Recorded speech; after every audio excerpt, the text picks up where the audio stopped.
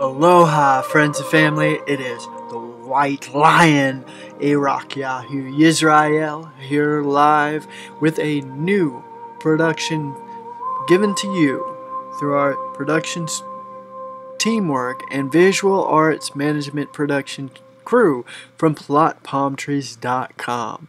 What I have here before you is just a quick disclaimer to let you know that we are doing nothing more than just reading the sacred books, the information from history. You can find all this source out there, and we are doing this for informational and research education purposes. We're not trying to start a sacrilegious or religious movement. This is a non-biased and non-dogmatic view, and all just for the man and woman who wants to know more about things from the Hebrew context, the Torah, the New Testament, the Tanakh, the Emerald Tablets, the Sumerian text, and even throughout history, the different pagan religions and what they've done. We're analyzing what all people have done throughout history and not just focusing in on our little box, but educating ourselves on all dynamics of history.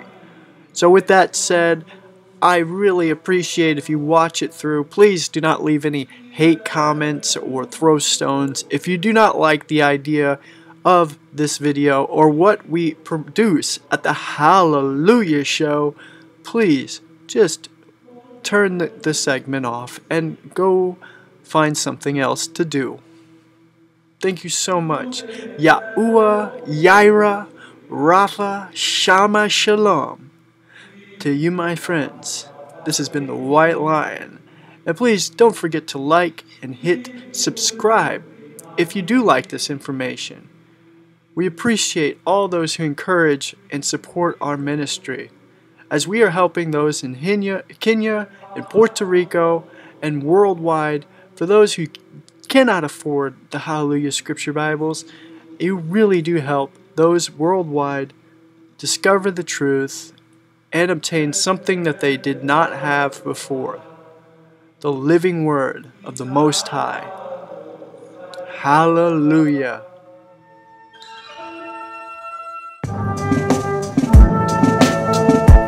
So I'm making this video because so many people assume that I'm wrong when I teach about the 7 days of the week.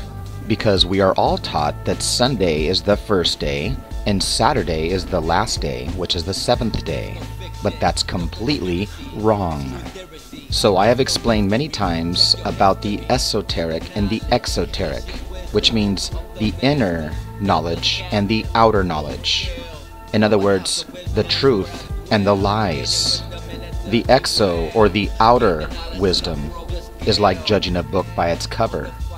But those that have read the book and know what's in the inside are the ones that hold the true wisdom and have not judged the book by its cover. So it's kind of like us humans who live on the outer shell surface of the earth. So we have the outer knowledge of what's going on, but we really truly do not understand, nor have we even been to the inner earth. Therefore, we don't have the esoteric knowledge of the earth. So you see, the macrocosm cannot exist without the microcosm. The beach cannot exist without the grain. So it is the inner workings that make everything possible and flow and work. Thus, the inner workings are the truth. So the sheep don't think, they just listen. And that's exactly why they cannot connect the dots, because the truth that they are told is actually lies, which is why they are lost and don't understand the truth. So for the layman, or for the common person, if you're using Sunday as your first day and Saturday as your 7th day, this is exactly why you don't understand and are able to relate and correlate and connect all of the various subject matters and understand where they are all united. Okay, first of all, I just want you to use your own mind, your own logic. Sunday being the first day and Saturday being the 7th day. Now, how do you live your week? On Sunday, we are off. And on Monday, we begin. So where on earth does anything begin with the number 2? Nowhere. We begin or we start with the number 1. In this case, which I'm going to explain later, they're starting with 0, which is the 1. But I'll get back to that. Monday is 2. But that's not true, because Monday is the first day of the week. That's why we all begin our week on Monday, which is named after the moon, Moon's Day, monotheistic, monarchy. It means one. So for those that don't know, the days of the week, the 7 days, are named after the 7 ancient gods in the sky, or the 7 planets, also known as the Elohim. So I'm not going to make this a long video, but I do encourage you to stop at any time, pause, and go do your own research on what I'm saying. So remember that a coin consists of both a front and a back. This is why there are 2 sides to every coin. So this is why symbolism both reveals and conceals, which is why the wisdom must be unveiled. So it's very easy to see how this system that they give us doesn't work in real life at all. So we know that all the words with mono, in other words, all mean one. Like speakers, you either have stereo or mono. So the mono is the moon, and the stereo is the star, the aster. And our closest star is the sun. But the moon is the closest. It's number 1.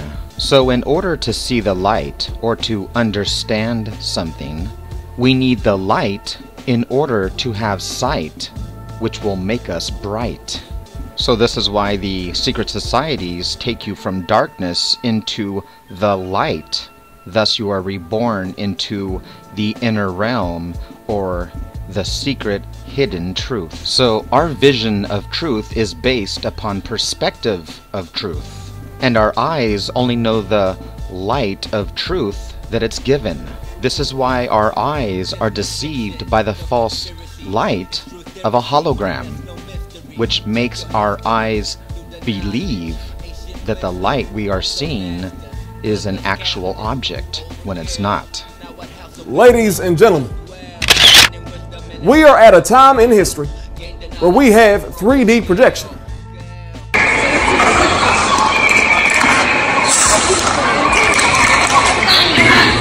And of course, these animals are all holograms. They are fake, they're not real whatsoever. Although from our perspective, they appear to be real because they manipulate the light or the brightness, how we perceive it in our eyes.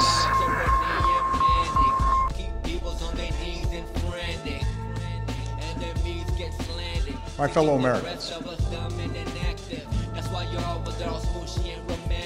My fellow Americans. So a hologram manipulates the light that projects into our eyes. So you see how easy it is to manipulate our mind's eye through the manipulation of light. Thus the light rays of Ra, or Re, the sun god, which is why we retain the light, or the enlightenment. So perhaps now you'll understand why light is used for enlightenment in religion. So we see through our binocular vision. So this is why the word vision is the vi-sun, or via the sun, because the scion is the Zion of the sun. So the vi means the road of the scion, or of the sun, the path of the sun. So this is why we have a light prism, the pry of the sun, the scion. Thus we have the pry of the scion of the Son of God, thus the prima. This is the whole meaning behind the word prince and princess, which brings us back to holograms. Remember in Star Wars, Princess Leia and the holograms? You see, it is a Star Wars, a celestial war of the moon and the sun, which is represented by the red and the blue. So this is why everything I teach is the division of the red and the blue, the left and the right. It is the very cycle of nature from day and night to winter and summer. So that's why the entire Bible is about the bi-seasons of the two, the red and the blue. Thus, the division of the divide, and also the wisdom of King Solomon, which brings us to the wisdom of the twin pillars of the sun and the moon. And of course, this is the wisdom behind the twin pillars of the World Trade Center. You see, since ancient times, they believe that the sun and the moon were held up on pillars, and they are the ones that begin and end our existence, our week, our month, our year, are all broken down in the bi-cycle or the dia cycle. So that's why I explained that all Hollywood movies and all of the games that we play in life are actually about the cycle of the seasons. I mean, that's why you follow the yellow brick road in The Wizard of Oz, because Dorothy is the doorway to the green, which is the spring, the man behind the green screen. Thus, the green spring is the green man that represents the doorway or the gateway in the Bible that is surrounded by the pillars of the first and the last. So this is why the 7 looks like the 1, because it is the 1 and the 7, or the equinox of the spring and the autumn of the 1 and the 7, the Lady of Justice, the one who is blind, marks the division of the bi-season of 2. So this is why the pillars of the week are also set by the sun and the moon, or the 1 and the 7. So this is why Jesus, the blindfolded one, is against the pillar. And of course, Jesus is the gateway or the doorway, and we worship him on Sun's Day when the sun rises, which is the 7th day. So this is why they say Jesus is from Nazareth, which is really the Mazareth. So that's why we have the 12 disciples of Jesus, or the 12 houses of the zodiac sun. So the Star of David is the Star of Divide, which is the Star of 6, or the sexagram, or the hexagram, but actually it's representing the number of 7 in the center, which is the number for the sun, or Jesus. But the symbol of 6 is representing the symbol of the 12 houses, which is why Jesus is 7 or 13. And thus the confusion of Saturn's day, the 6, and 7, the sun's day. So this is why Jesus, the 7, is sacrificed on the 7th day. Thus it also becomes the 1. Thus the 7 and 13 are sacrifice numbers. Now don't go between the twin pillars and get lost in the Mazareth or the maze. So this is why the 7 can represent the 1. Thus, like in the word solo, for the sun.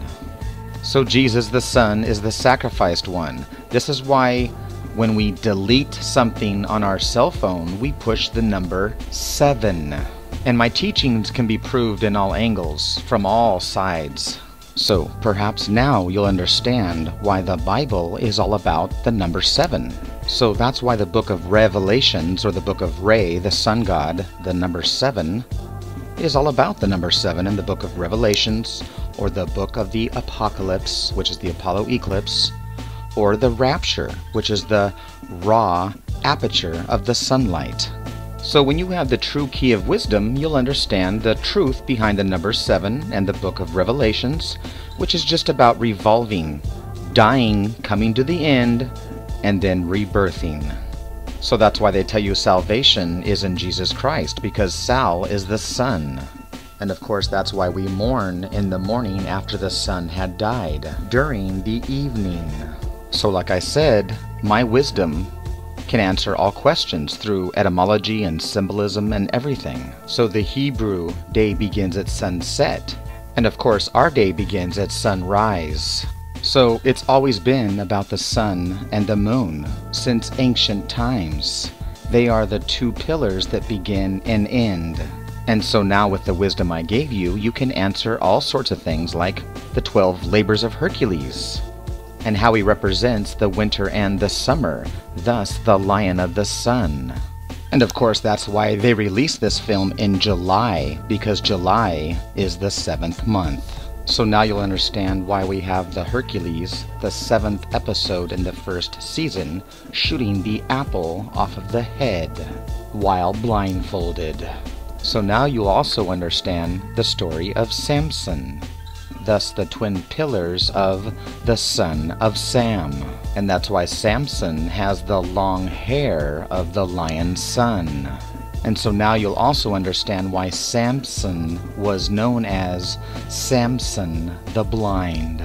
And of course, if you look at the sun, it will blind you. So anyway, now you'll understand why there were 7 locks of Samson's hair. So the 7 days of the week begin and end with the pillar of the sun and the moon, the sol and the man. So that's why Saturday and Sunday is called the week end, and not the week beginning. So you see, since ancient times, the moon god Sin, Nana, or Luna, or the moon, was always the first one worshipped. Thus, Yahweh, or Yareach. So for thousands of years before the Bible, that's why Shamash, the sun, or Utu, was actually the offspring or the son of the moon god, Sin, the father god. So do your research and you will see that my vision is quite clear. So this is why the moon and the sun are interchangeable. They are the pillars that begin and end. They are the 1 and the 1, or the 1 and 2, or the 7 and the 1. So that's why Monday, the mono, is the 1, the moon's day, and Tuesday is 2, as in 1, 2, Mars Day, thus Bloody Tuesday. So now you'll understand why we have the red blood of Ruby Tuesday. And Wednesday is Odin's Day, or it is Hermes Trismegistus Day, aka Mercury. And the 4th day of the week is Thursday, named after Thor, or Jupiter. And of course, the 5th day of the week, Friday, is named after Frigga, the goddess of love, which is Venus, or Aphrodite. Thus, the 5 represents the pentagram of the goddess. Then of course, Saturday is named after the planet Saturn, the god Saturn, the day of chaos, Saturnal. And this is why Saturn is the 6th planet. Which brings us to the 7th day of the Son of Sacrifice, the end, which becomes the beginning. So now I hope you understand the truth about the Son of God, and thus the recycling of nature. There is no end, just an end to an age. So, before we get started, I just want everyone to step back. I want everyone to step out of the box, the mindset that conforms our thoughts. So I just basically want everyone to clear your mind, take out all of the preconceptions that you have about life and society, and I want you to completely wipe it clean, start over. So we have to remove the brainwashing and the programming so that we can step into another realm of thinking. You see, once man lived with nature, but today we are in a man-made room, a matrix that is made for us to believe in, because within this room it is a fake reality, which is why all of the man-made religions in this room are fake.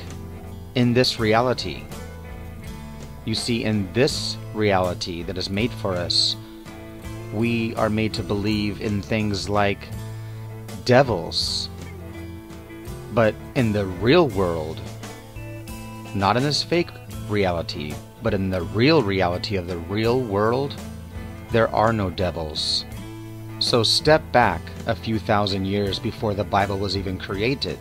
Step back before this man-made concept was programmed into us to believe in. You see, the truth is, nature is beautiful. The earth is beautiful that the real God gave us. Now, we have the perception in our little room of reality that the world is so evil and bad. The world is beautiful. It's only the man-made concepts that make it evil or bad. Because you can search anywhere in this world, in the natural world, and you'll never find a devil ever. Because it's not real. It's just a character that was created that represented nature. Just like God. A man-made character that was created and designed by mankind. So in the natural, real world that the real God gave us, there is no Bible, there is no Xbox, okay, there are no days of the week. Every day is just a new day. And of course, the ancients eventually took note and started to gain the wisdom by calculating and keeping records of the seasons. So in the natural world, there are no numbered days. There are no Saturdays or Mondays or Tuesdays. There's just a new day every day. So the days of the week do not really reflect the actual day of the planet or anything whatsoever like that. The days of the week just started randomly. There is no specific day to start with. So in the real world, how could anybody celebrate the 7th day if nobody can determine what the first day is? So mankind used nature to determine the days of the week, the months, and the years. So make no mistake about it, the two most prominent figures in our skies are the sun and the moon. So the Bible says, "Let there be lights in the firmament of the heavens to divide the day from the night, and let them be for signs and seasons, and for days and years." So this is why our calendars are lunar and solar, the moon and the sun. But the Bible says the moon marks off the seasons, and the sun knows when to go down. So it is the cycle of the moon that determines the beginning of the cycle. And for those that have watched my videos over the years, you'll know that I teach the different cycles of the moon, especially what I always call the black moon of death, which is actually what is considered to be the new moon. But from a real logical standpoint, it is the point of zero. Zero illumination. Therefore, it's really the death of the moon. The new moon is really the very first sliver or slice of the new phase of the new month of the moon, which actually determines the starting point. So the moon is the starting point. It is the division, the beginning of the division. Thus, the new sliver of the new crescent moon marks the beginning, or the number 1, which is exactly why, even today, Moon's Day, or Monday, is the first day. And if you've watched my videos over the years, you'll know that I explain how the moon god was the original god that was worshipped before the sun.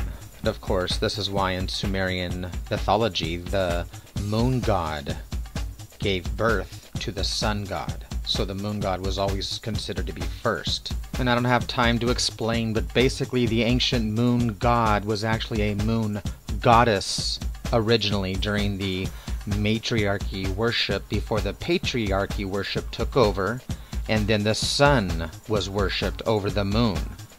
But the ancient moon god, and I don't have time to go into it all, but you know, Yahweh, it's talking about the moon god that gave the wisdom at night, because during the day the sun blocked out the wisdom, and at night when the sun sets, which is the time that the Hebrews begin their day, by the way.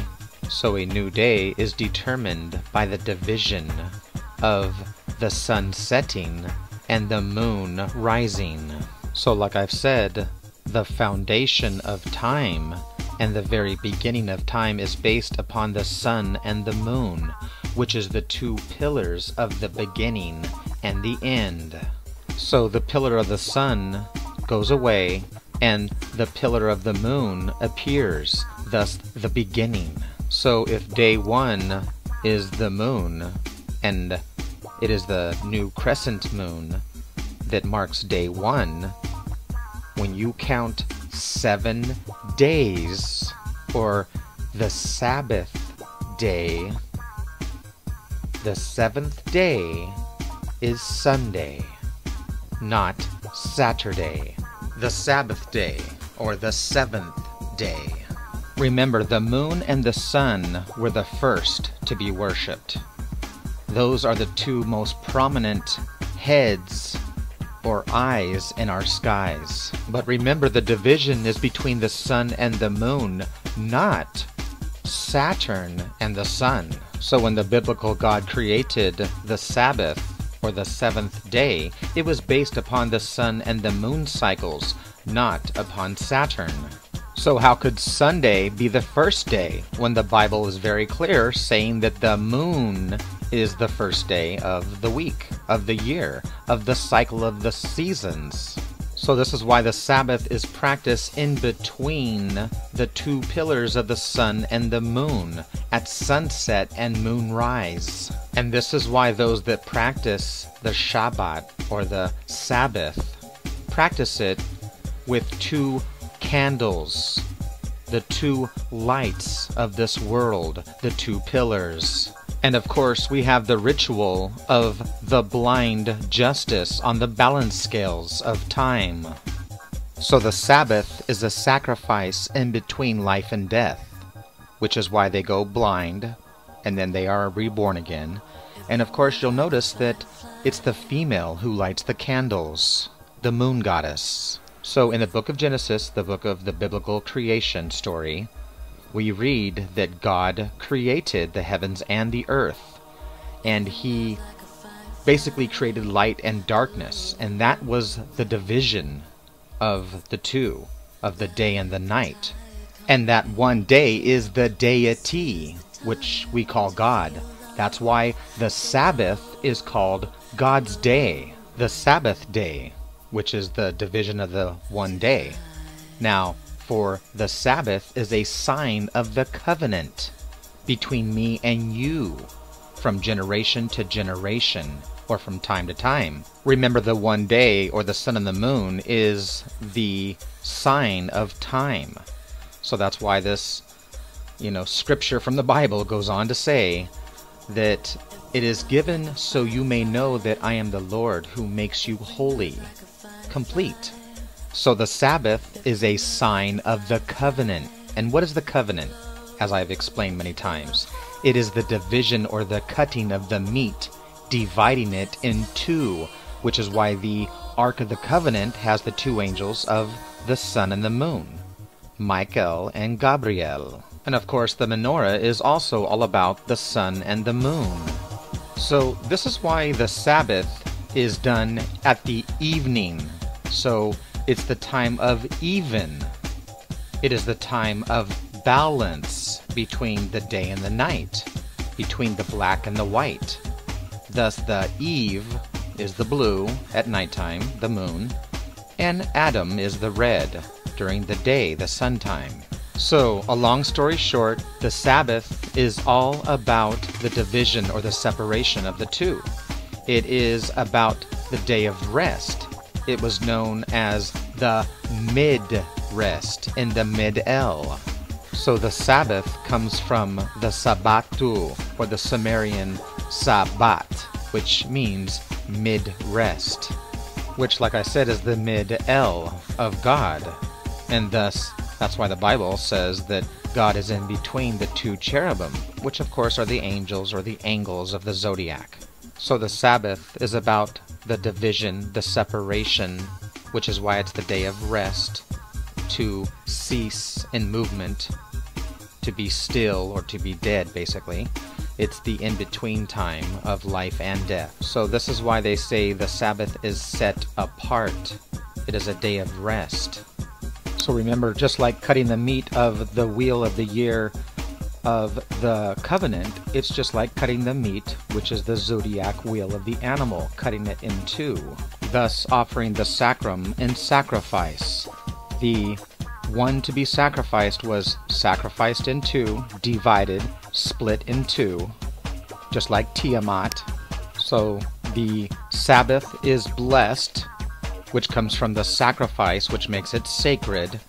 It was sprinkled with the little droplets of the blood, and thus it was blessed. So something is blessed when it's bludgeoned in the blessing of the blood. So this is why the end of the celebration of Sabbath is called the Havdalah, which means the separation. So the number 7 goes way back into ancient times, way before Saturn was named Saturn, and way before the use of 7 in religions, because it came from nature. Thus, the 28 moon days, or the 30 days of a month, is divided by the 4 weeks of 7. So this is why the gods were chopped up, like Osiris, into 14 pieces. And of course, Saturn was chopped up, Dionysus. It's the dissecting of the sections that is the Dios, or the god, that was chopped and its blood was put back into the harvest. Thus, all of the SA words in the world all have to do with the sun and the season, like the ancient Egyptian word for harvest. So it's talking about the 2 seasons, thus the sun, the Sa, and Utu is the sun god, Shamash, Sin, Shin. So the very first letters even of the S, the serpent of the snake, the fertility of the sun.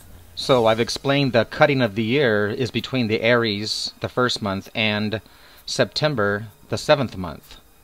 And of course, the 7 and the 1 is the division, the cutting. Thus, the 7 also is spelled with the S and the even, just like L even, the 11. So again, we see where the 7 and the 1, or the big horn and little horn, come from. So of course, the entire Bible is about the sowing and the reaping, the winter and the spring, which of course is what all the stories are about, like Cain and Abel and Jacob and Esau. So when the sun enters the 7th house, it begins its descent for the year, or into the fall of winter. Thus, this becomes the time of Saturn. Thus, he is the harvest lord, he is the grain lord, he is the sower and the reaper. So Saturn sits on top of the throne of winter, the Most High, in the Sabbath of the mid-L. So that's why the winter solstice marks the time of the mid-L of winter. So in part 1, in the creation story of Genesis, I established the fact that the heavens were divided between the sun and the moon, which were made to be used as the calculations of time, thus the months, the year, and the days. So I showed how the Hebrew Sabbath is practiced when the sun sets, which is when their day begins, and the moon rises. So one day consists both of the sun and the moon, and the Sabbath is the rest in between the division of the two.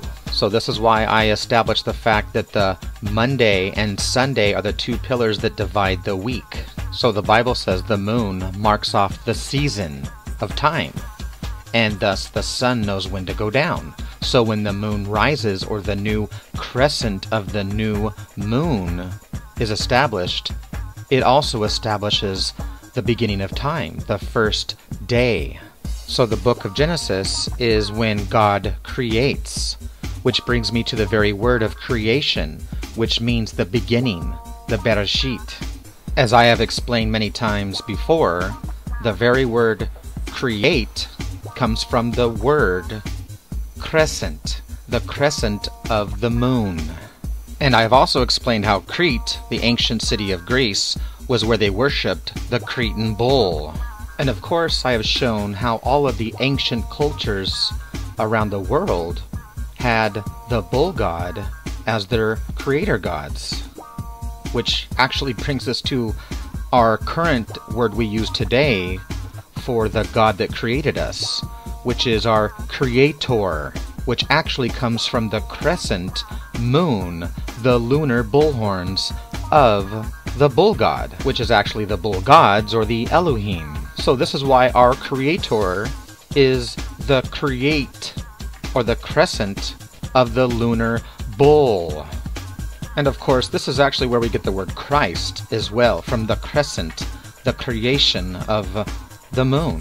So I have already established the fact that the bull god El Toro of the Bible is the creator god. And of course, the pictograph for the name of God is the pictograph of the bull's head and the L, the Lamed. So the A and the L is the bull god of the Bible. And that's our creator god. Now remember that our alphabet comes from the Hebrew alphabet. And of course, the very first letter in the beginning is the letter A, or the Aleph, which of course, when you go back to Paleo-Hebrew, is the pictograph of a bull, thus the creator.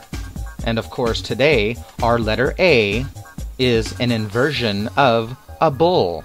Thus, when you flip it over, you'll clearly see the Aleph creator of the bull god of the Bible, the letter A. So once again, we establish the crescent of the lunar moon with that of creation, of being the first and the beginning. So the marking of the seasons is the marking of the time. And of course, this is why the Bible talks about the Alpha and the Omega, which is actually really the Aleph and the Tav, the A and the T, the first and last letter of the Hebrew alphabet. So that's why the Bible says that the end of the harvest is the end of time. But actually it's just the end of an age. It's the end of a cycle. Okay, so I'm going to clarify some things real quickly here. First of all, you must remember that the Bible was created by scribes that scribbled by the human hand. The Bible was not created by Jesus or God or by angels. Okay, it was created by mankind. But let's stick to the Bible itself and the words that are written. So real quickly, everyone is confused that studies the Bible, and they don't understand what's going on because they don't understand the parables of it. Anyway, with that being said, everyone's confused about the Sabbath day that God created in 7 days, but the moon was created on the 4th day. How could it be a new moon in the 7th day and all that? They're all confused entirely. Now listen, like I explained, the first Sabbath was the mid-rest between the day and the night, when time is even and stands still. What's amazing is that people miss just little details that are really huge details. So, in the beginning, when God created, He created and separated the day from the night. Thus He created the heavens and the earth first. And He created light and darkness. He separated the light from the darkness. And of course, this is one of the huge mistakes of the Bible, because the very first day of creation, God separated the light and the dark, and the water was upon the earth. So Genesis 1:1 states that God created the heavens and the earth was covered with water, and He separated the light from the darkness. But the Bible says that the moon and the sun and the stars weren't created until the 4th day. But that's not true. Because how could God separate the light and the darkness if no stars, no moon, and no sun has been created? There is no light without the sun, the moon, and the stars. Therefore, the sun, the moon, and the stars were created on the 1st day. That is the light that God divided. So days 4, 5, and 6 are really the same as 1, 2, and 3. So it's impossible to create on day 1 and separate the day and the night, the light and the darkness. It's impossible to separate those two when the objects that create the light have not yet been created on day 4.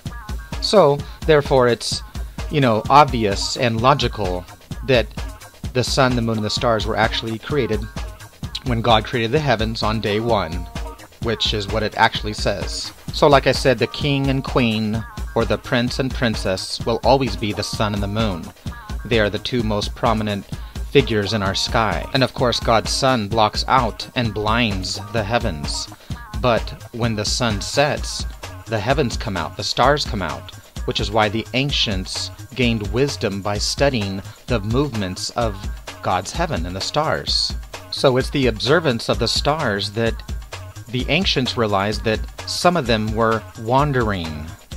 Thus, some of them moved as time moved on. And anything that moves must be alive. Therefore, when the ancient Elohim, or the stars, were moving, they were the ones that were further away. So they were in the concept of being older. Thus, they were the older gods. While the moon and the sun were new and vibrant and bright, they are the newborns, or they are the prince and princess of the earth. So the ancients thought that these moving planets were indeed the ancient gods. So the ancients assigned certain quadrants of the zodiac with planets, and basically assigning them their sectors in God's abode, or God's skies, the constellations of the stars. So time goes by the moon and the sun, and it goes by when the sun enters these different quadrants of the zodiac, or these different houses, which is why God's son is born in a stable or a manger, which is a house of the zodiac, in Aries, the lamb. So the annual cycle of the sun begins in Aries, and of course, as it goes through the houses, it goes down to June, which is Cancer. And then, of course, it goes up to Libra, which is the scales of justice, because this is when the sun enters the underworld. And when it reaches Capricorn, which is Saturn, the golden fertility of the corn god, agricultural god, God's sun is in the most high position. It is in the mid-L of the year, of the winter time. So in ancient times, this is when the Holly King and the Oak King would fight and take over the new realm of the new season. And of course, this is why old Father Time, Saturnalia, is what we call Santa today. So this is the time of the year when time is inverted and hung upside down, the month of December. And I've explained this many times in my videos about Santa is Satan, is Saturn, it is the old, slayer of time. Thus the harvest is the end of time and the slayer. Thus Jesus is the sower and the reaper. So in many of my videos in the past, I've explained all about Saturnalia, or Kronos, the ancient fertility, golden corn god of agriculture, the harvest lord, old Father Time, which is why we get presents during Christmas. And old, Saturnalia is Santa Claus, which is Satan, because it's in December, during the decline of winter, during the death of, life and earth. So all of this Christmas and Saturnalia is all the same symbolism. It's just representing the characteristics of nature. So this is why old Saturnalia, or Cronus, is the father of time. He consumes time, which is why he eats the little children. And of course, that's why all holidays that we celebrate have to do with little kids. Easter, Valentine's, all of them. Especially Christmas time. That's why Santa has a little kid sitting on his lap. You're looking at the old and the new year. And that's why I explained that Santa has a big belly, because he is the child eater. He consumes time. And of course, this is why so many people are confused about Jesus being born during Christmas time. This is the time of the winter solstice, when time is hung upside down, because the sun is at its lowest point. The summer solstice is when it's at its highest point, in the mid-L. So the solstice marks one cross, and the other cross is the equinox of Aries and Libra. So this marks the time when the sun gets the absolute oldest, before it is reborn again and becomes new. So like I said, this is the 12, this is at the most high, but yet it is inverted. It's hung upside down before it flips back to the beginning. So like I was saying, this is the time of the middle, thus the midnight or the midday. Now remember that L is also the 12th letter. So Christmas is the 12. It is when God's sun and moon are in the house of Capricorn, which is why the old goat or Santa Claus rides the goat. So by the way, this is where you get the concept of the devil and Satan and Santa and Saturn, because this is the time of the underworld when God's son goes to the underworld for 6 months. Thus the Apollyon, which means the destroyer, because the sun destroys the darkness. So these are the months of decline, are all the DE words, like death, like devil, like demon, because it's in December, the decline. Thus the deceiver, the opposer. So that's why the Bible says that, the devil takes over until the time of the season when Jesus or God takes over again. It's the same thing. They're both God. He's a deity. He owns both sides. So anyway, throughout history, the dates and times, the days of the week, the months, they've all been named and renamed over again. But all that matters is the truth, and the truth is the season, the time that the sun and the moon are in that particular time of the season, throughout the seasons. So like I've explained, the Bible is all about the bi-cycle of two, or the Bibles of the 2 seasons. So I've explained that Aries marks the time of the new year for the Bible. Thus, the portal or the doorway of Aries, the spring Aviv Passover. So a new year can be determined by anyone at any particular point in time. But the solstice and the equinoxes, the fall and the rises of them, are the cross of religion, because that is the time when things are at even or they stand still, which of course is the meaning of solstice. So when the season is in balance or standing still, it marks the time of even. Thus, we celebrate like New Year's Eve, Christmas Eve, and of course the Celtic New Year, which I'll get back to about the 8 later on, but the Celtic New Year is Halloween, All Hallows Eve, the eve of November. So anyway, it's at these times of the mid-rest, or the eve, we celebrate a major event, which is where we get the word. Like the event on Sabbath, which is set apart. And in fact, this is where we get our word party. We throw a party on the parting from the old to the new. So our New Year's Eve marks the eve of January. And January is named after the god Janus, which is the two-headed god of doorways and gateways, the beginnings and the endings. And like I've explained before, Janus, or Janus, actually takes its name from Ionis, which takes its name from Dionysus, Dione, Zeus, and Jesus, which boils down to the 2 meanings of the sun and the moon. So part 4 is going to be all about Saturnal, the truth and the lies. So this is why so many people are confused about the Sabbath and 7 and Saturn and the sun. So this is the confusion of Saturday and Sunday, or Saturn and the sun, the father and the offspring. And so you'll hear stories like the sun was called Apollo or Sol or Helios. And then you'll hear stories about how actually Saturn during the Golden Era was actually Helios and was considered our sun. So they try to tell us that Saturn was closer during that time, and that's why it was called Helios, or it was called our sun. Nothing could be further from the truth. So like I said, first, the sun and the moon determined time.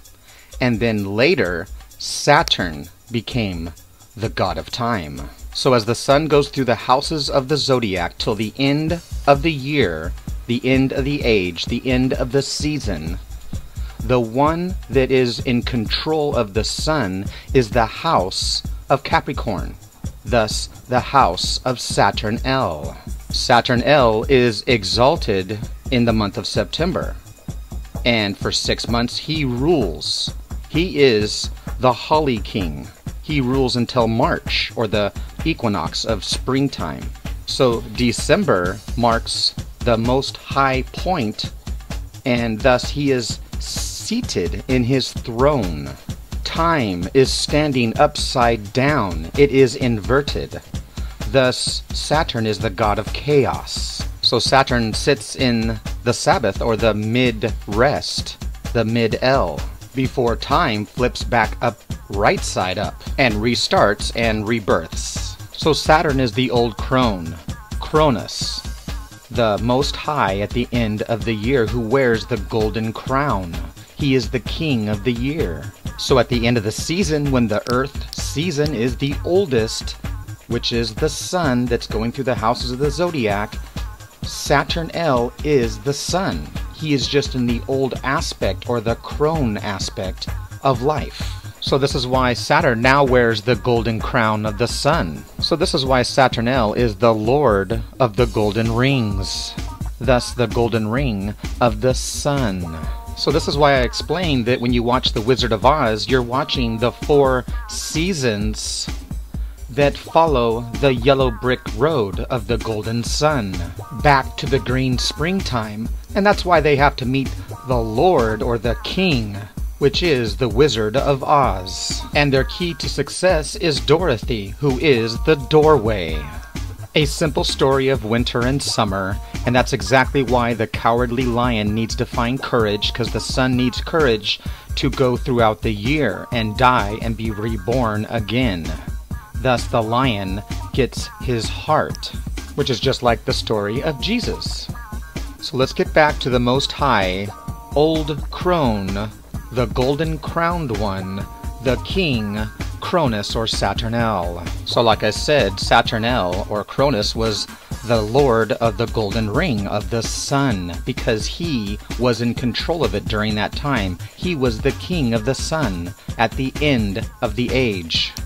Now remember, the golden calf was made from the golden rings, and of course set on fire like the sun. So now remember that Saturn was the lord, or the god, of the golden era, or the golden age. So now remember that Saturnalia is at the end of the year. And of course the harvest marks the end of the age. And Saturn L is the golden fertility harvest lord. Because at the end of the cycle, or the end of the year, is when everything has been harvested and all of the riches can be collected that the year produced. So the death of the harvest meant the death of the season, the death of nature. So here's the truth about the golden age of Saturn and why he is related to gold, thus the golden sun. So it has to do with life and death, the age of the season. Like I said, if you take a bite of an apple, and a fresh green apple, and you take a bite of it, you go back the next day, what happens? It turns brown, it oxidizes. It's just like when you plant a field during the springtime. The golden corn or rye, whatever you plant, will be green until death comes and it turns golden brown during the harvest season. During the fall, which is the color of orange, it's the color of gold. It's when everything turns gold, the golden era, the golden age. So I want to explain this, how this works even in the sun, the colors of the sun, during the seasons and throughout the day. When the sun sets or rises, it turns a reddish orange or gold. And when it's at its height, it's actually white. And of course at the middle of the noon is when the sun is the most high. So I've already established the fact that Saturday is the 6th day, it's the weekend, and Sunday is the 7th day. And I'm going to show you in a couple different ways here why that is. So first of all, Saturn is the 6th planet. And of course Saturn has a hexagon. And of course the hex is a spell casting. Thus, it is a witchcraft hex that they place on you, which comes from the Heka. So the hexagon is actually the sexagon.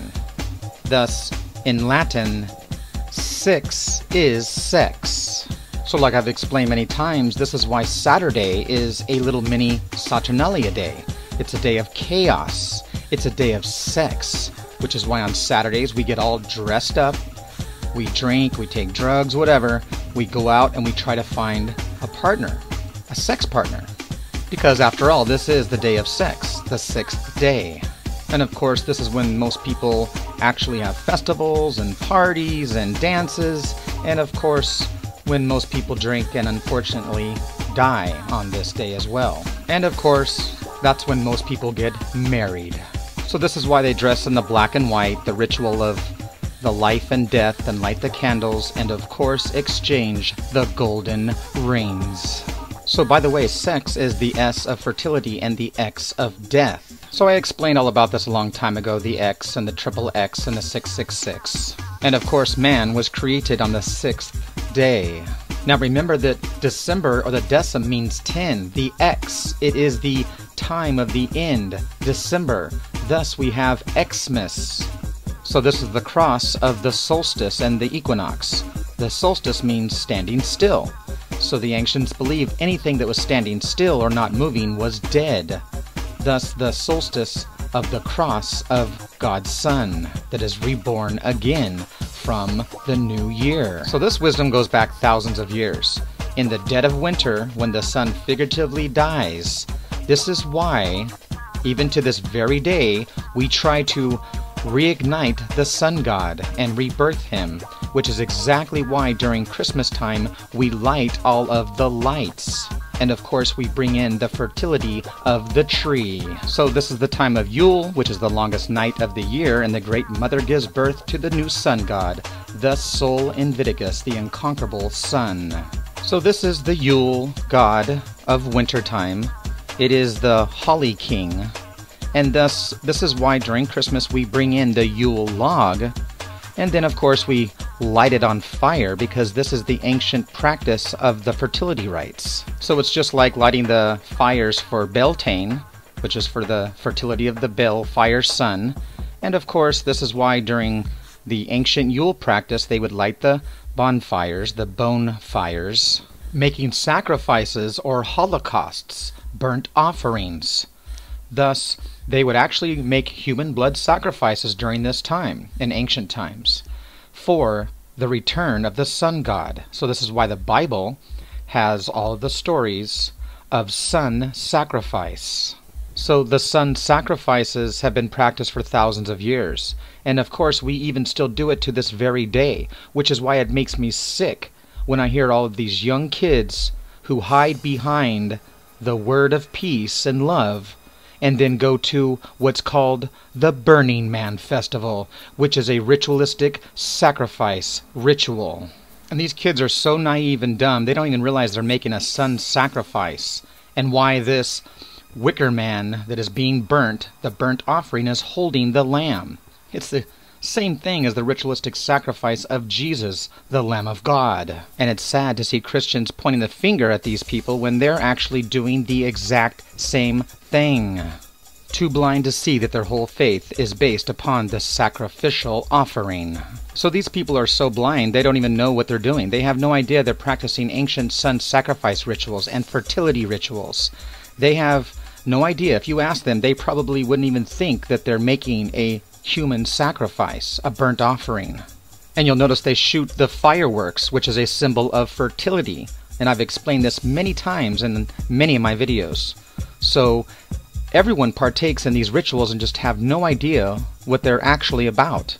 They're fertility rituals. So that's why on New Year's we dress like jesters, the characters of nature, and then we have a sex fertility ritual and light the fireworks into the air, thus the new year, and watch the ball slide down the pole. So these ancient sun sacrifice rituals are based around and upon the harvest season. So Saturnalia is enthroned as the King Cronus, god of the sower and the reaper, the harvest season. So all of these ancient sun sacrifice rituals come from the ancient harvest rituals, the agricultural rituals. These are the ancient grain mysteries, or the ancient grain harvest rituals. So now you know why we have movies today called Children of the Corn. There were many harvest sacrifice rituals, but one of them was called the last sheaf. So the last sheaf was believed to carry the spirit of the fields or the harvest. It was the last sheaf, the corn dolly, the one who is sacrificed for the sins of the people. And there's a lot of good books to read if you want to read more into this, like The Golden Bow, which is the golden bough, which is why we deck the halls with boughs of holly. And you'll notice where the ribbon is, or the bow, the point where the season ends and is reborn. And by the way, for that person a while back when I made a video that I said the golden bow, and they laughed and said it's the golden bough, well, I'm laughing at them because the truth is, I said that on purpose because a bow is a bow. So that's why we take a bow and not a bow. Deck the halls with boughs of holly, fa la la la la la la la. So we're all familiar with the red and white mistletoe, and of course we all know that when we're under the bough of the mistletoe, that we must perform a fertility ritual, which is why we kiss someone under the mistletoe. So I've already shown this many years ago in my videos, but the red and the white of Jesus, or the Dios, the two colors of the red and white, and his cane, which is why Santa Claus has the red and white cane with 3 stripes. It's actually a fertility symbol, which is exactly why we hang them on the fertility tree. And of course, once again, they market it to our children. 'Tis the season to be jolly, fa la la la la la la la la. Don't be now a gay apparel, fa la la la la la la la. So, I already explained in previous videos about gay men, the gay men of Gaia, the Earth Mother Goddess, and how they perform these ancient joy gay rituals for the game of sport, which is the game of the seasons, thus the red versus the blue, which of course is the whole story of Christmas, the red versus the blue, winter and summer. Don't be now a gay apparel, fa la la la la la la la. A don is a lord or a master, the dominus of his domain. Don't be now a gay apparel, fa la la la la la la la. So the word gay does mean to be happy, thus their funny apparel. But actually, it really means their gay apparel during the Christmas season. Now, remember recently I've been showing you, and I've showed in the past, how the actors have to cross-dress as women because they are the two-faced liars of the Jester, the Screen Actors Guild. They are the jesters, the jokers, the jacks. They are the jesters that come from the satyr, which is the old goat of Saturnalia, which is why we have satire, in honor of Saturn, who is the one who is inverted. And now you know why they give out the Saturn Award. So now you know why Hollywood worships the Horned One, and of course why they act so satanic and nasty, because these two-faced liars are performing the ancient ritual of the satyr of Saturn during Saturnalia. You see, Saturnalia was worshipped on December 17th, which is 7 days before Christmas. This is the time of inversion, thus everything is upside down. You see, this was the time of the purge, where slaves become masters, the orgies and debauchery and transvestism. Because these two-faced liars are performing the ancient ritual of the satyr of Saturn during Saturnalia. You see, Saturnalia was worshipped on December 17th, which is 7 days before Christmas. This is the time of inversion, thus everything is upside down. You see, this was the time of the purge, where slaves become masters, the orgies and debauchery and transvestism, which is the meaning behind the transvestite, the Baphomet, the Sabbatic goat. So wait, before I continue, remember that I told you the Illuminati uses the ignorance of the people against themselves. You see, we all begin life with a mind that is pure, clean, and innocent. It's like an empty white room until you start to fill that room up. And it's what you fill that room up that counts. And is your room full and cluttered? Or is it clean and organized? And you see, the mind control is to make you believe that you have a clean and organized room. But the truth is, your brains are actually scrambled eggs, which is why the yoke is on you. And that's why the Illuminati programs what goes into your room. And they use the simple principle of the ordo ab chaos, which is the order out of chaos. Which is why, like I said, the average person has absolutely no idea how the world actually works. The reality they give us is all a lie. So like I said, they use the ignorance against ourselves. They want us to be dazed and confused and just get dumber and dumber. And of course, they want to keep us scared. So in order to find the truth, you have to look behind their mask of lies. And when you lift the veil of lies, you find the truth. And behind that curtain is where you will find the trick of belief, which is why they want you to believe in a lie. Because there is no magic, it's all just a trick from the two-faced liar. So like I've said since day one, they take the simplest concepts and have turned them into characters of evilness, and the people buy into it. And the ignorance goes all the way to the top. All the ones along the way through the chaos that are heading to the order. The order is at the very tip. They are the only ones that actually know the truth.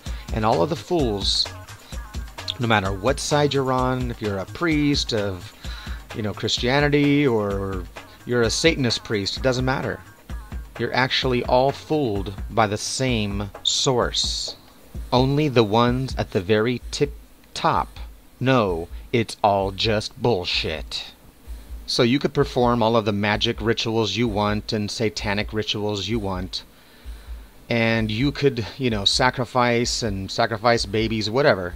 But in the real world, sacrificing that child and making a son sacrifice is not actually going to do anything to our son and actually make it better and bring crops better at all. It's all bullshit.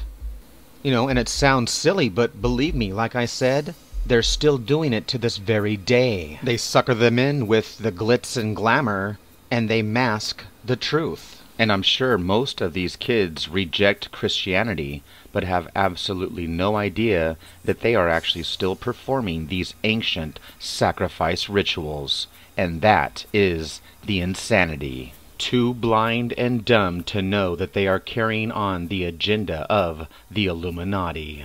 Mind control victims of the old Roman circus. Which is why you'll find plenty of jesters, devils, debauchery, and transvestism. In fact, you might remember a film called Paris is Burning, which is why they are a burner, because they're flaming gay.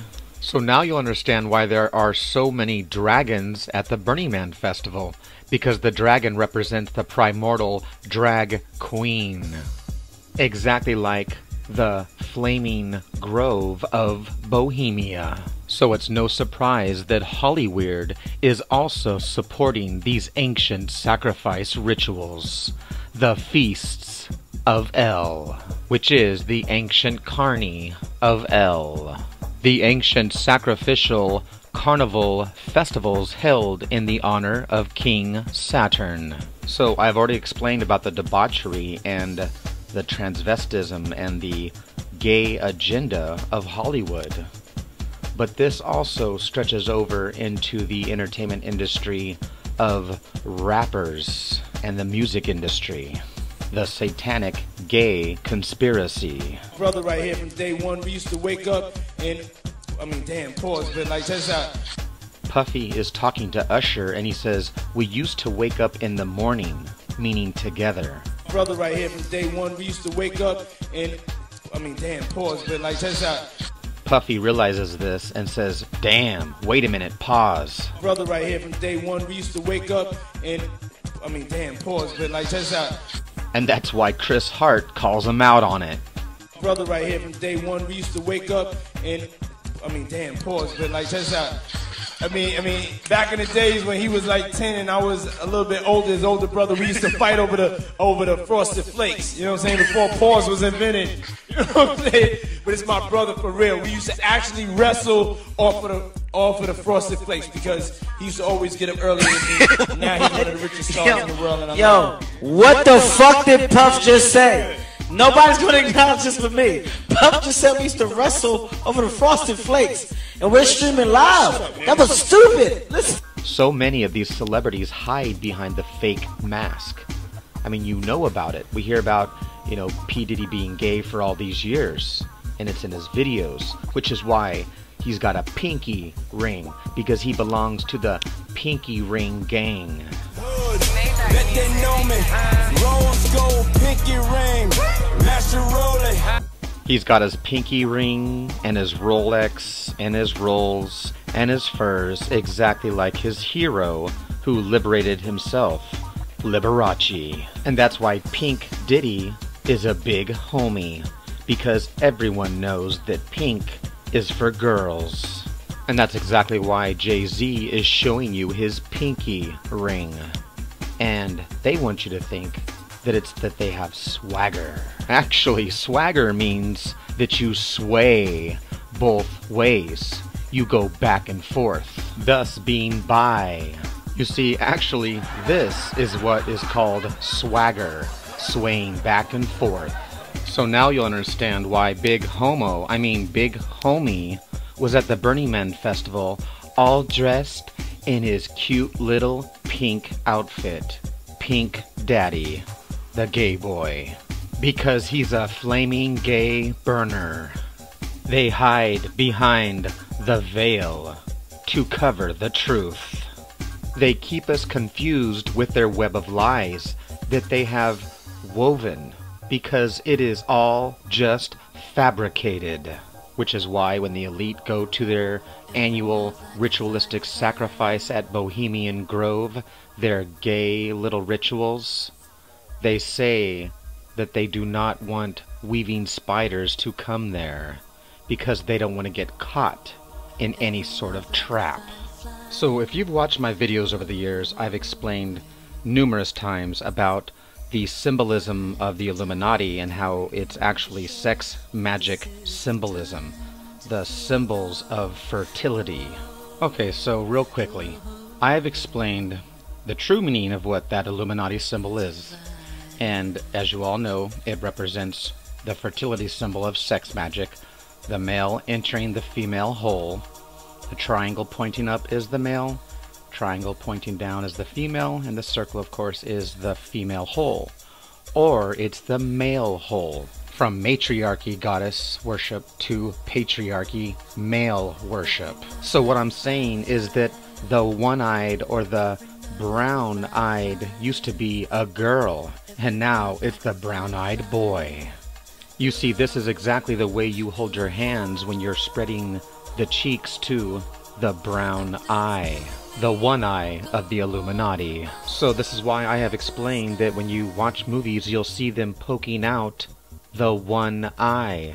Not only is it symbolism of the ancient sun god getting his eye poked out, thus the moon, but it also has to do with the esoteric wisdom of sex magic, like the sword poking into the goddess Chalice, poking into the bull's eye, the black abyss of the black labyrinth of the goddess, or is it the black labyrinth of the male's brown eye?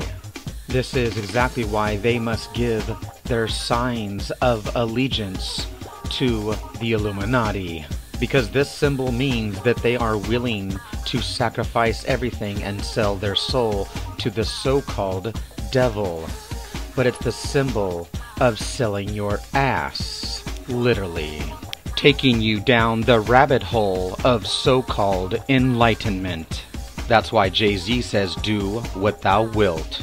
And of course, he belongs to Roc-A-Fella Records, which actually means the rock, which is the Peter, the penis, and a fella is a dude. Because you only rock a fella if you're gay. from Jay-Z to Gay-Z.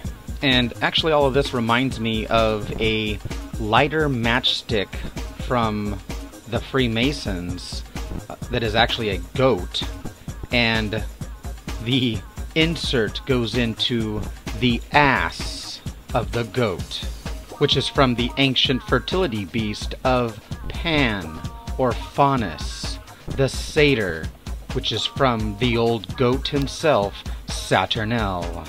The nasty perversions of Pan, who molests little children, both boys and girls. The pedophilia of Peter Pan. The little gay goat boy, who fights with his little sword against the big sword of the one-eyed butt pirate. Remember the one-eyed monster in The Goonies, One-Eyed Willy? And they begin this mind control corruption, this evil, tricking, bestiality, pedophilia, gay agenda at a very early age. And as you see from the world around us, in the media, in Hollywood, they're obviously doing a wonderful job because their mind control seems to be working perfectly. And I feel sorry for these victims who have fallen prey to these predators. And here's the truth from one of the victims.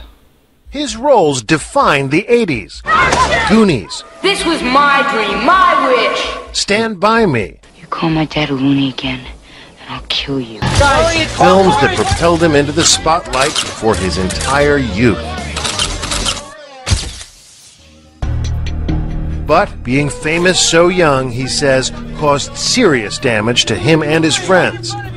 Do you feel like you missed out on a normal childhood? What childhood? I don't know what that means. A lost childhood and a loss of innocence.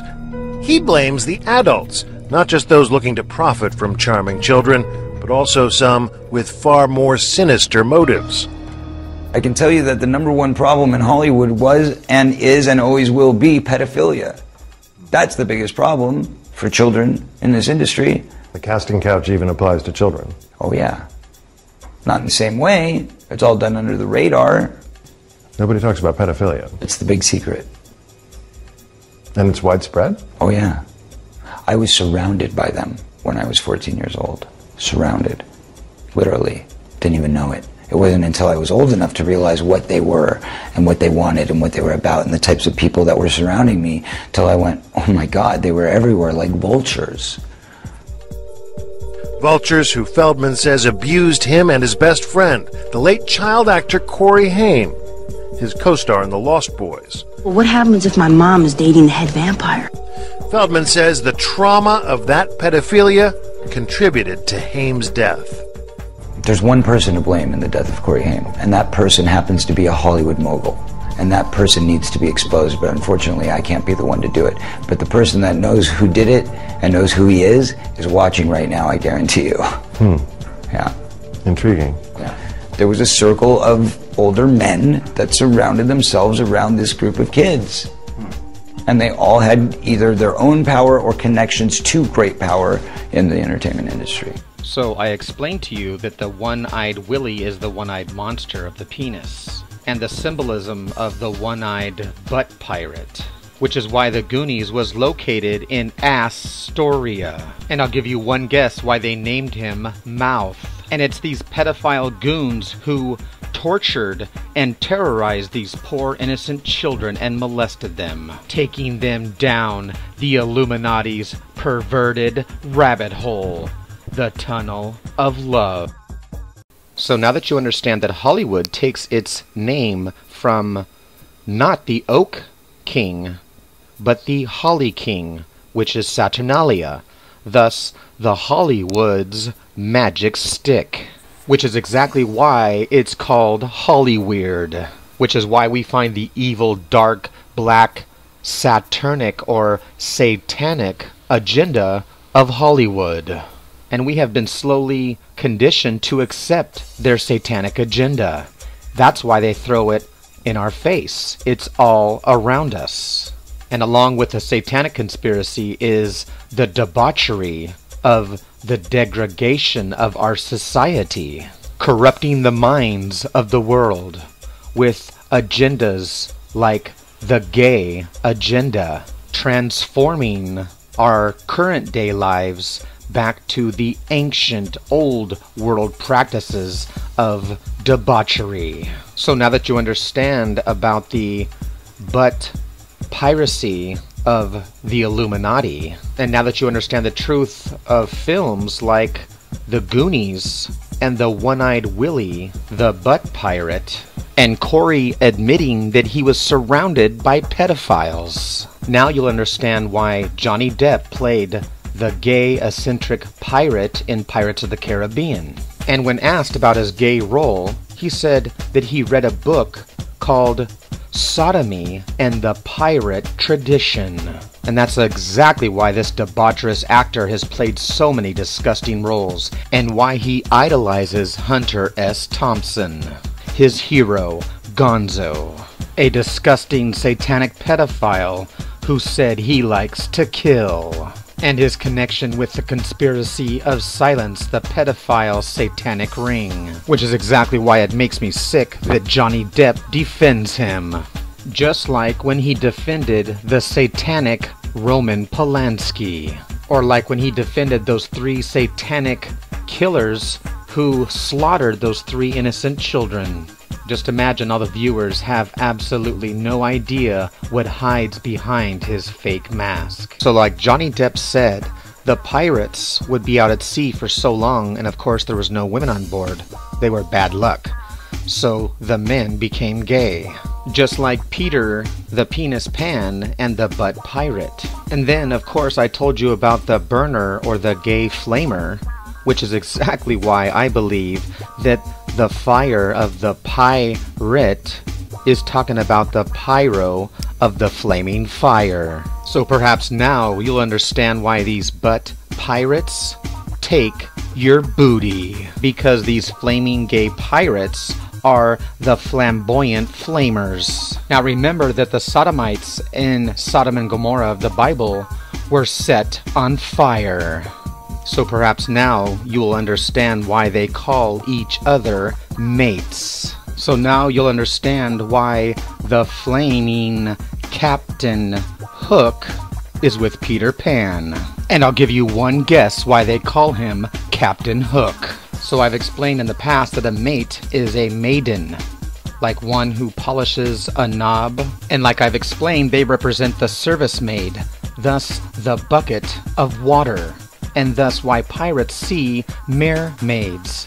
And that's exactly why pirates were known as swashbucklers, swashing and sloshing around in the big bucket of water. And perhaps that's why Jack and Jill went up the hill to fetch a pail of water. So anyway, now you know why the pirates used to get so drunk off of rum, because of their dark, deep secrets. Because when you're drunk, you're not responsible for your actions. Thus, the red rum, which of course is the murder. And that's why Johnny Depp, the pirate, stars in the Hunter S. Thompson film, Rum Diaries.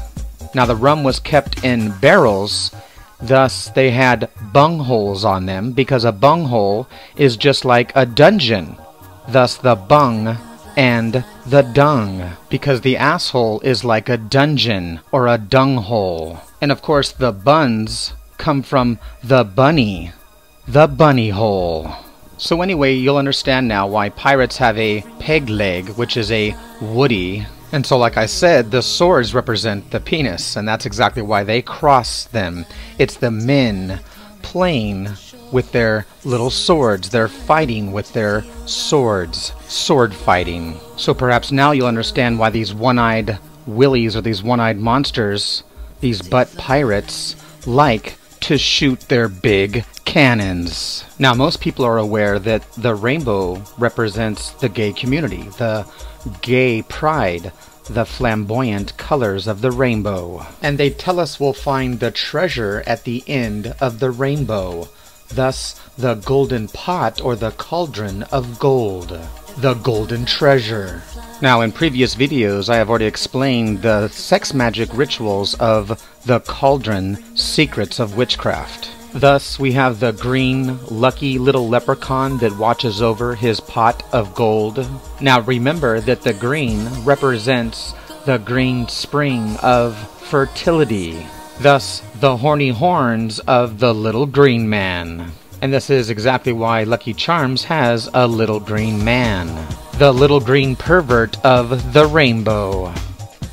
Lucky Charms, hearts, stars, and horseshoes, clovers and... Notice how he leads them into a vault, a love tunnel, or into the depths of the dungeon.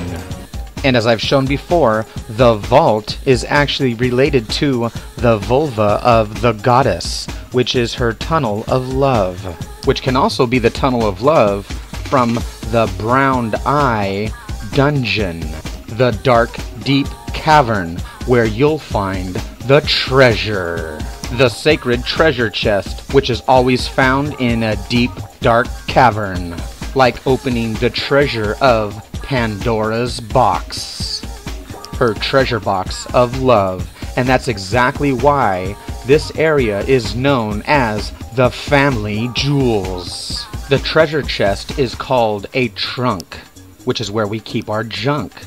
And that's why you'll find a trunk at the end of a bed or at the end of a car, because the trunk represents the junk in the back of the butt.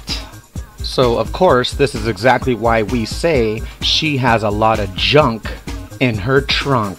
So now you'll understand why they're always chasing the little green horny guy around, trying to get his family jewels.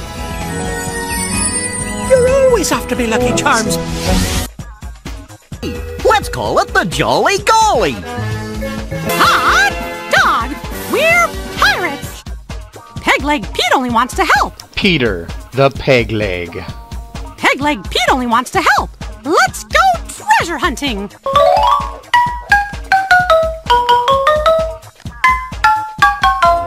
Gorge, I didn't know that side of me was so musical. Blatantly showing you his junk in the trunk. Bouncing bongos, you did it! The bouncing bongos of the boobs. Treasure, treasure is so much fun to find. It could be hidden or buried or lost. And you'll notice that they're walking the path of the rainbow. And that's exactly why they're headed to the cavern, the dungeon, or the rabbit hole. Be treasures right inside this cavern. Be treasures right inside this cavern. Listen, we're getting close. Let's try looking over this way, mateys. Let's try looking over this way, mateys. It's me, treasure. Gorge, this is what I've been waiting for. I wish I had what was inside that trunk. Inside that trunk. Peg-leg Pete. The treasure is mine, which means it's all for me. Stand up and do the hot dog dance on our new ship, the Jolly Golly. Hot dog! And helping us to find Captain Goofbeard's treasure. And thanks for doing the hot dog dance.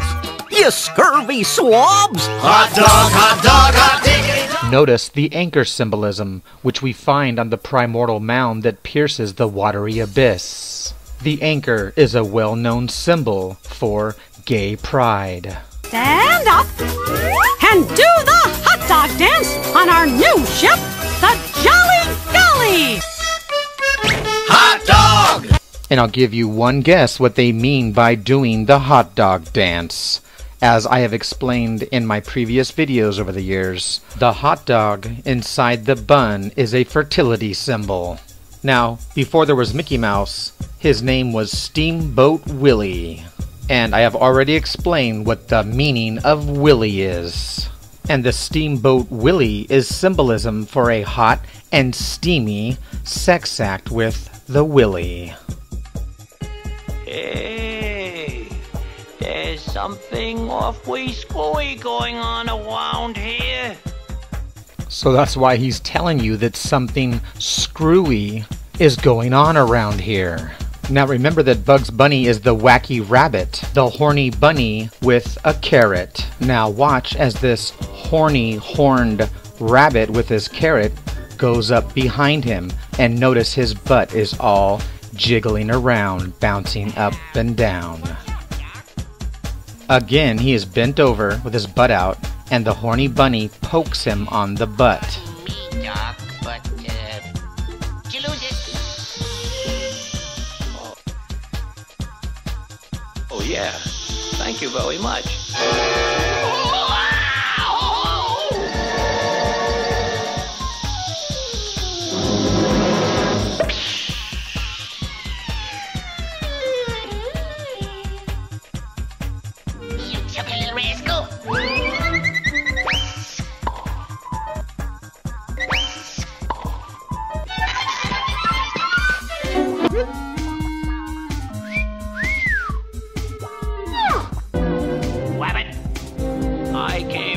Gold, and I'm gonna get it. He came digging for the gold treasure, and he's gonna get it. So, like I explained in ancient times, the goddess was split in two with a sword. But the Pirates of the Caribbean, we find the sword when he fights the primordial goddess of the deep is actually most likely not a goddess but a man. The sodomy of the asshole. And I just have to throw this in there that Saddam Hussein was found, of course, in a hole.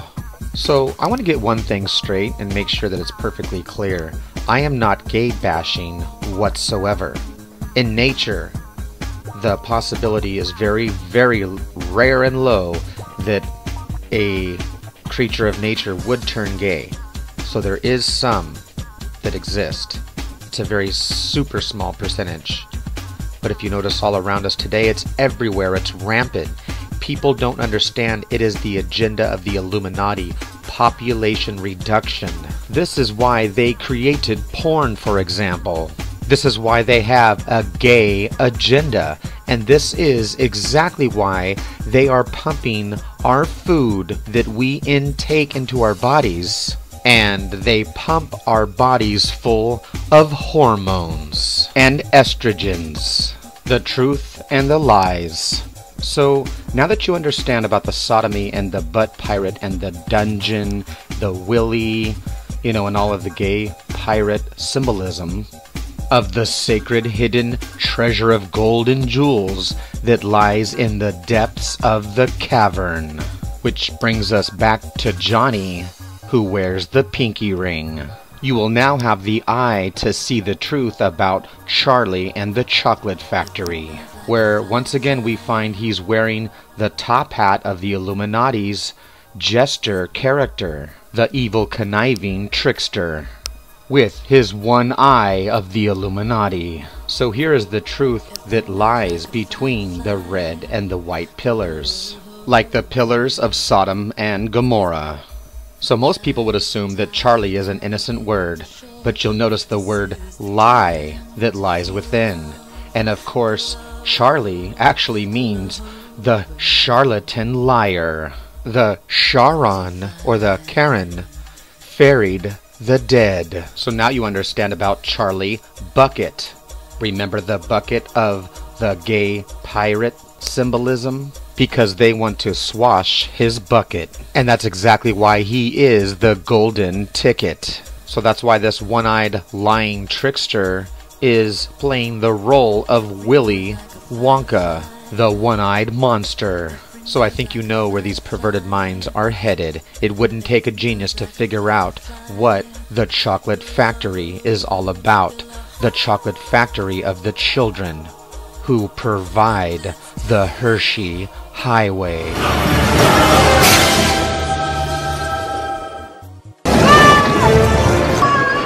It's a wonder how that pipe... With his one eye of the Illuminati. So most people would assume that Charlie is an innocent word, but you'll notice the word lie that lies within.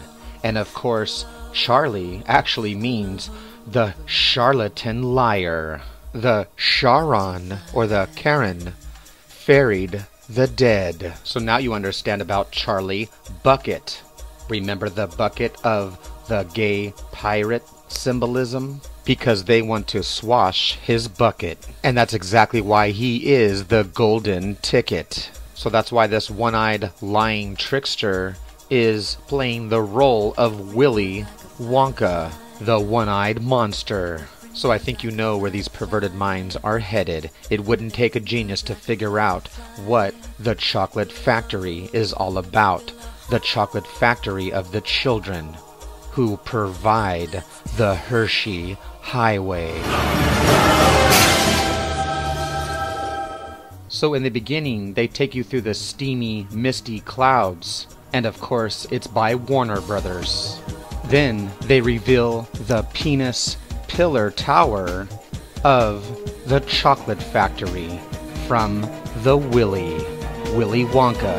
And then they take you down the chocolate hole or the Hershey Highway down the rabbit hole. Then at the end it shows the tower or the phallic willy ejaculating. This is all blatant proof of the Illuminati's sick, satanic, disgusting, debaucherous, pedophilic, gay agenda. You never expected to have so much in common. Moms and dads. I take a long stick and start poking around in a big chocolate mixing barrel. Hey, by the way, did you guys know that chocolate contains a property that triggers the release of endorphins, gives one the feeling of being in love? For your information, little girl, whipped cream isn't whipped cream at all unless it's been whipped with whips. You can suck on it all year, and it'll never get any smaller. They're gonna squeeze her. We gotta squeeze all that juice out of her immediately. Don't touch that squirrel's nuts. It'll make him crazy.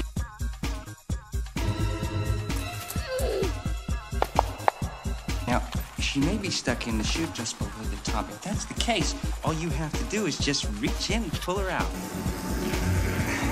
I'd rather not talk about this one. Young men are extremely springy. They stretch like math. Young men are extremely springy. They stretch like math. Are you ready to leave all this behind and come live with me at the factory? Sure, of course. I mean, it's alright if my family come too. Oh, my dear boy, of course they can't.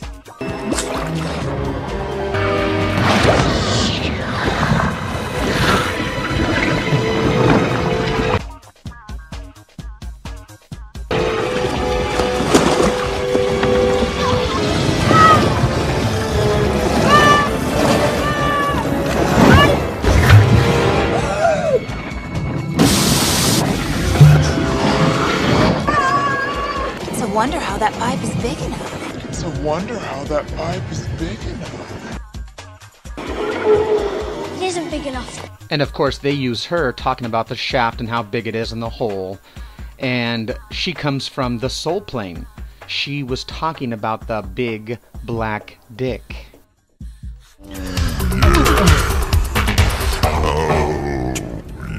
Honey, I'm gonna excuse myself and go to the restroom. So the son is talking about hitting women with a bat, and then the father is going to go take a shit. Of course, as they're talking about big dicks. Stay for a while.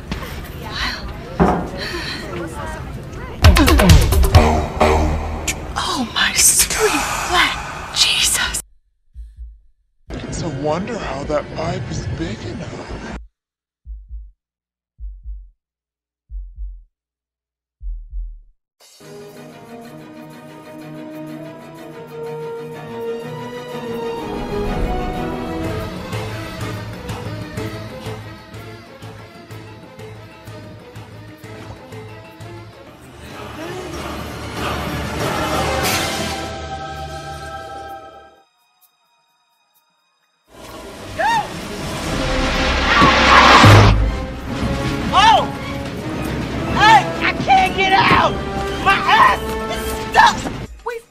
Now, which means I can violate every last one of your civil rights. Now drop them drawers.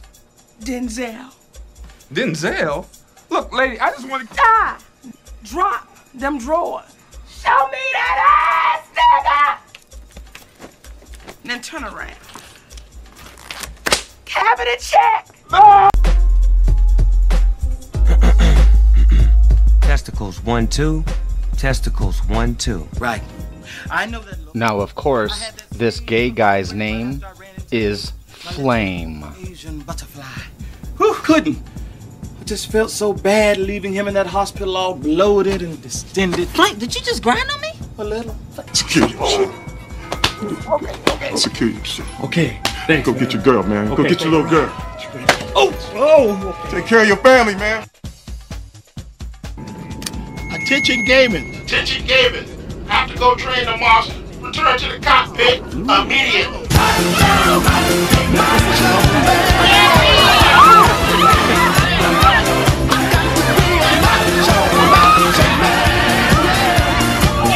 He tasted like chocolate. No way. He tasted like chocolate. No way. He tasted like chocolate. No way. Gay man? Captain Matt. Game on! I don't What give a is damn. wrong with you? I don't give a damn. I have no picture on that way. It's game on. Hey, nigga, you gonna be a gay man. Fix it. It's on fight night. Look, we got a cockfight we setting up in 10 minutes. You in? Cockfight? I'm in. Yo, Flame, yo. When are you and your crew gonna pass out the candy? Candy? What candy? Oh, well, I overheard my pops telling his girl that you were back there packing fudge. Billy! Really? Packing fudge? So, are you and your crew gonna pass it out, or are you keeping it scarce? I am sorry to tell you this, young Billy, but your daddy, if that's who he really is, was making a not-so-nice reference to me being a homosexual. What? Dad, what's this homosexual shit? Homosexual is more S. It means he likes men instead of women. Oh, no, that's not what it means. See, I like women. I love women. I got Oprah Winfrey on speed dial. But I really likes men's like your daddy. Please don't back my punch. You're going to love this. Just love it. I think I'm gonna be seasick. Here, try one of these. What are they? Rainbow drops. Suck 'em and you can spit in 7 different colors. Spitting's a dirty habit. I know a worse one. What business you in, Salt? Nuts.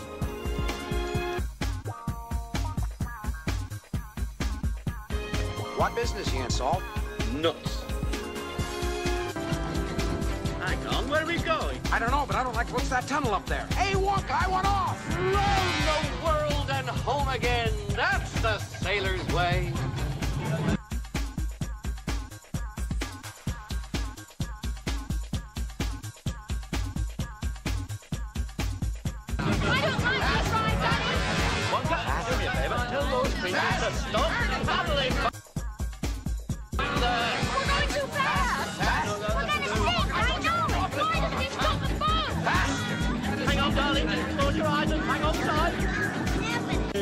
Or which way the river's flowing?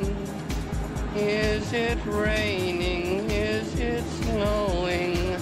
Is a hurricane a-blowing? Not a speck of light is showing, so the danger must be growing. Are the fires of hell a-glowing? Is the grisly reaper mowing? Yes! The danger must be growing, for the rowers keep on rowing, and they're certainly not showing any signs that they are slowing.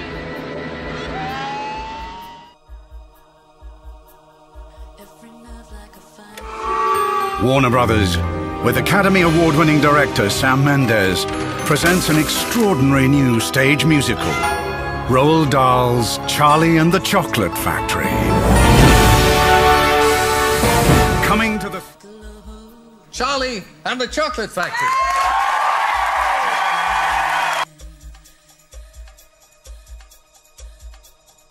Beyond this door is chocolate, so tasty, it's obscene.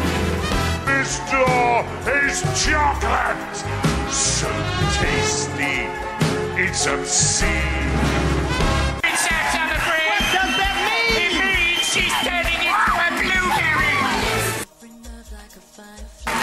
In the world of my creation, what you'll see will defy explanation. And you'll notice the lightning bolt, which is like a sword that is poking through the eye, the one eye. The same symbolism you'll find throughout Hollywood. Poking the one eye. And for all of you Deadhead fans out there, the Grateful Dead was actually created by the Order of Death itself, the Skull and Bones, the CIA. Jerry Garcia was an agent of the CIA, creating countless deadheads across the world. Thus you'll notice the red and blue symbolism, and of course the rainbow colors of the gay agenda. And of course they were rumored to be gay, but it's no surprise when you know that they actually performed and stayed and were frequent guests at the Bohemian Grove. And of course the red rose and the skull is a strange combination of life and death, combining the aspect of fertility and that of death. And you'll notice the symbolism of the teddy bear.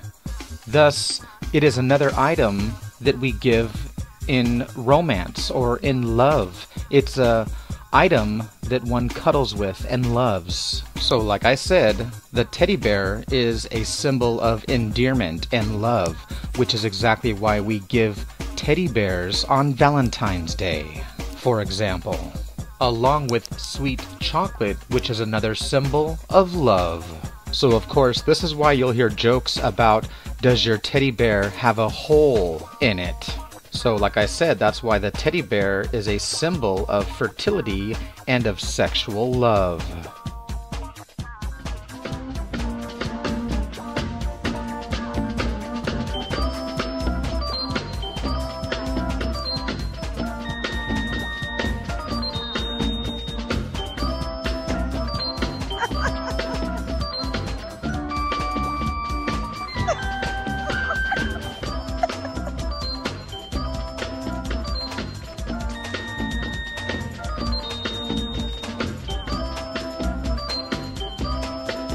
Okay, all right, so that's where we'll draw the line.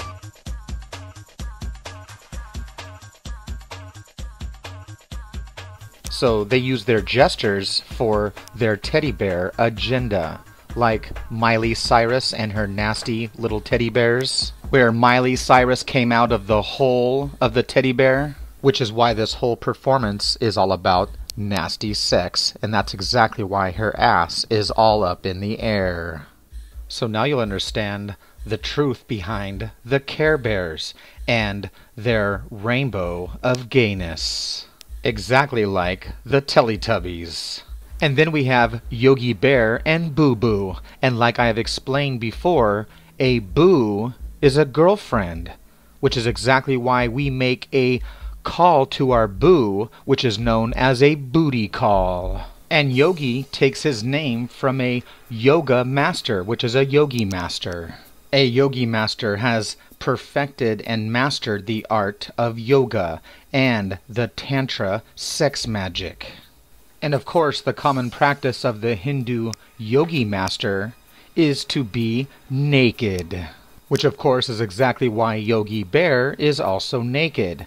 And now you'll understand the truth of his name, which is why his name is Yogi, who is bear, bare naked, Yogi Bear. So the Yogi Master must master the aspects of the goddess, which is exactly why the Yogi Master is a Yoni Master. The Yoni is the goddess aspect of the vagina. And of course, this is why the whole Hindu religion is actually based upon the fertility of sex magic.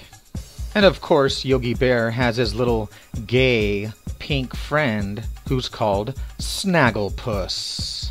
And of course, once again, we find the Illuminati's butt piracy with Yogi's treasure hunt. Which brings us to another child cartoon about another naked bear, Winnie the Pooh. So he is the golden pot, he is the golden honey. He is the symbol of the fertility of the sex magic that is associated with honey. So this is exactly why we call our girlfriends honey, like the honey buns. And of course, this is why we go on a honeymoon. So in part 7, I was explaining how the Illuminati uses the symbolism of the teddy bear as a symbol of sex. So this is why we give teddy bears to somebody that we love or care about. It is a symbol of endearment. So the teddy bear is the symbol of fertility. And that's exactly why people crack jokes about, oh, is there a hole in your teddy bear?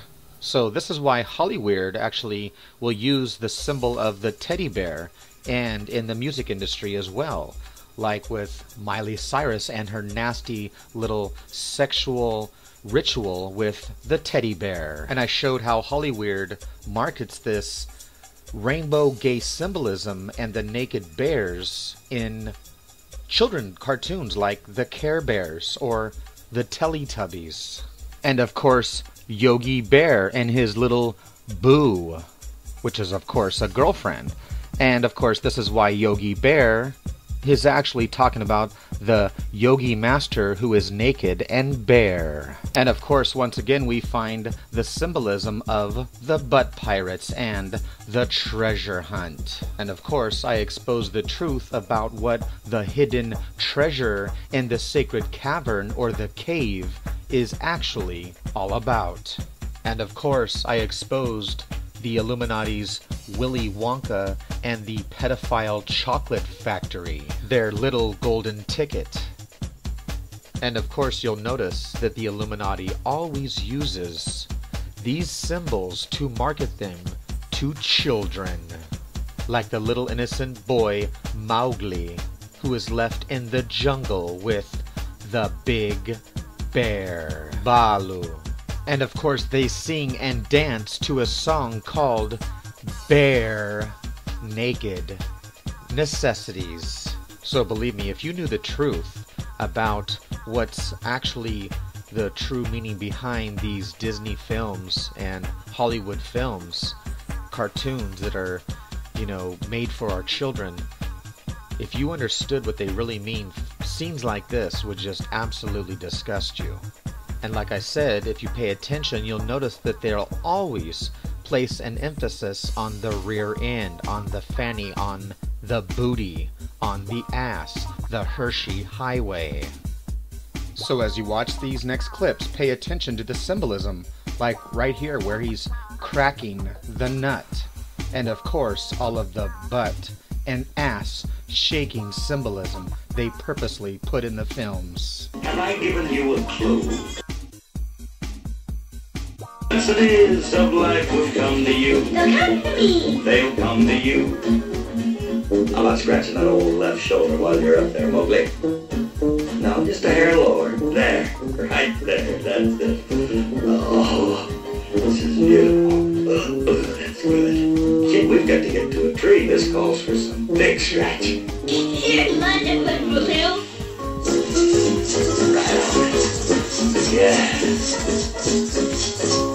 That's delicious. Oh, just a little bit.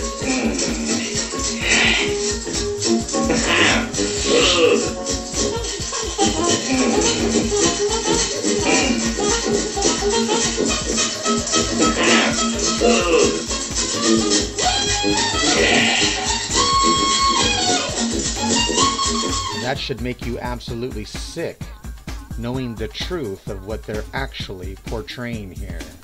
And you'll notice that they always isolate these little kids and get them alone with a big adult.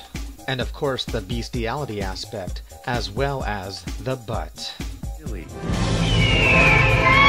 Keep all that cuddly bear stuff to a minimum, okay, kid? The truth is, I got separated from my mom. For those that remember, I exposed the truth behind the Pokemon symbolism.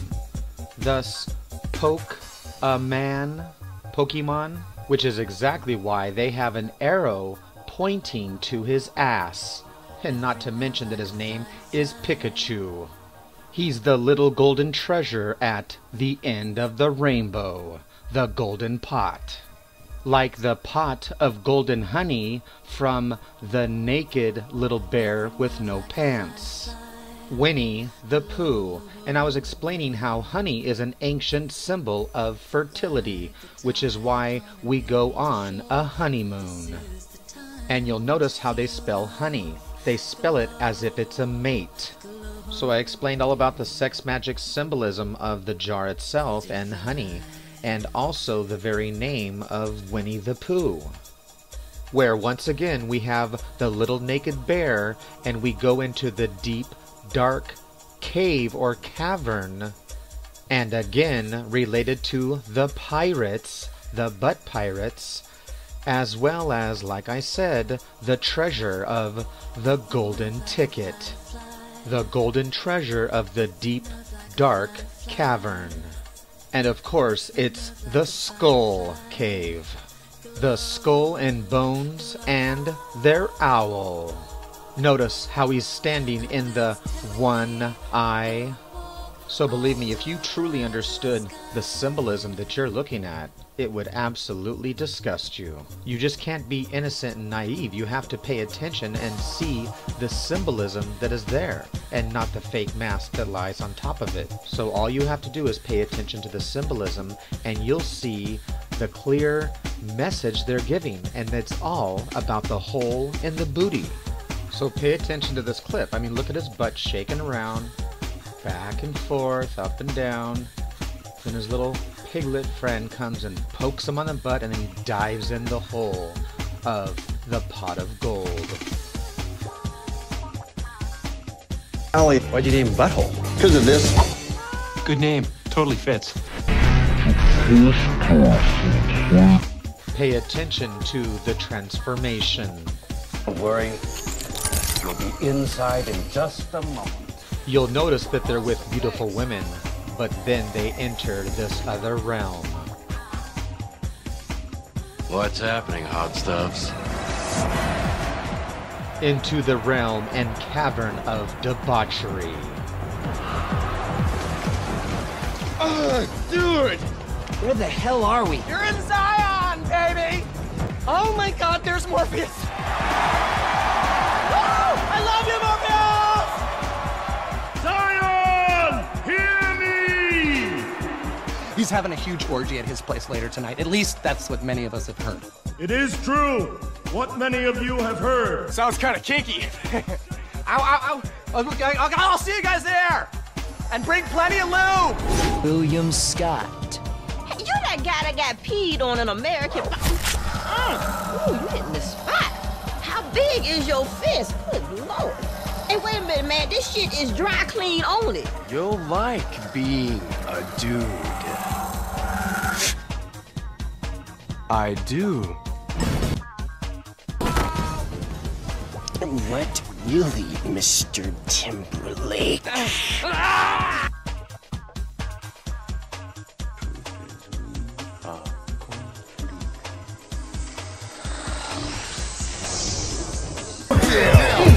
Peanut butter and jealous. What is there to be jealous of? They hate us because they ain't us. They don't hate us because they ain't us. They hate us because they ain't us. Stop saying that.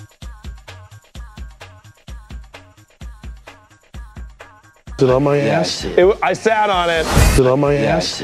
I sat on it. Sit on my ass. I sat on it.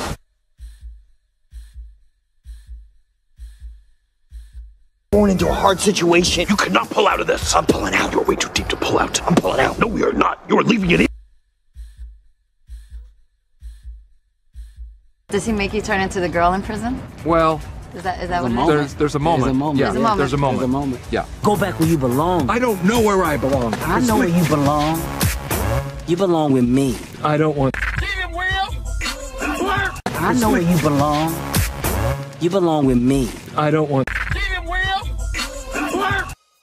And of course, Will Ferrell is well known as one of their best jesters who promotes their satanic, disgusting, pedophilic, and of course, their debaucherous bestiality agenda. And of course, this Illuminati jester shows us his pinky ring. And don't forget that his name is Will. William is the bill, the bull's penis, or his willy. And of course we find the satanic gay conspiracy in South Park as well. And looking back now, it's no secret that Bert and Ernie were more than just friends, which is why people actually petitioned to get them married. So over the years, I have exposed Disney's satanic agenda, their pedophilic agenda, and of course their magic witchcraft agenda. And just like when I told you that Jerry Garcia of the Grateful Dead was working with the CIA, it's the same exact story with Disney. Walt Disney had connections with the CIA, and actually the CIA helped him acquire the land in Florida, the 40 square miles that we all know today as Walt Disney World.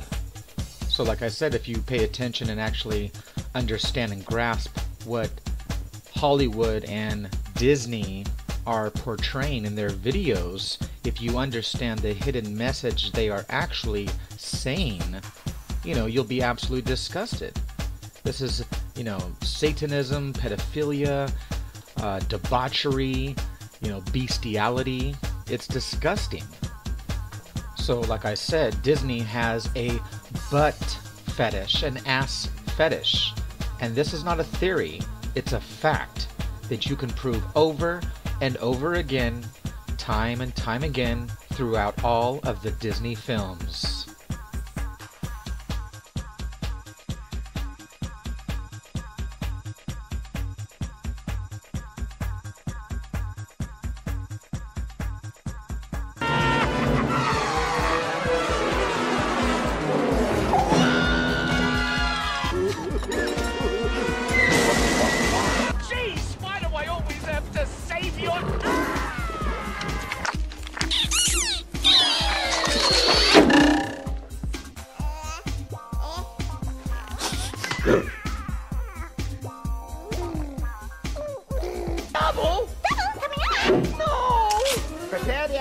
Medication. Oh, I'm dreaming! I'm dreaming! Come on, Wilbur, wake up, boy! Wake up! 3 degrees right. Come on! Let go, good job! Down 2 degrees. Oh, no! Don't go down 2 degrees! Ready? No! I'm not ready! No, please! Hey! No, you can't! Oh, please, don't do this to me! Ha!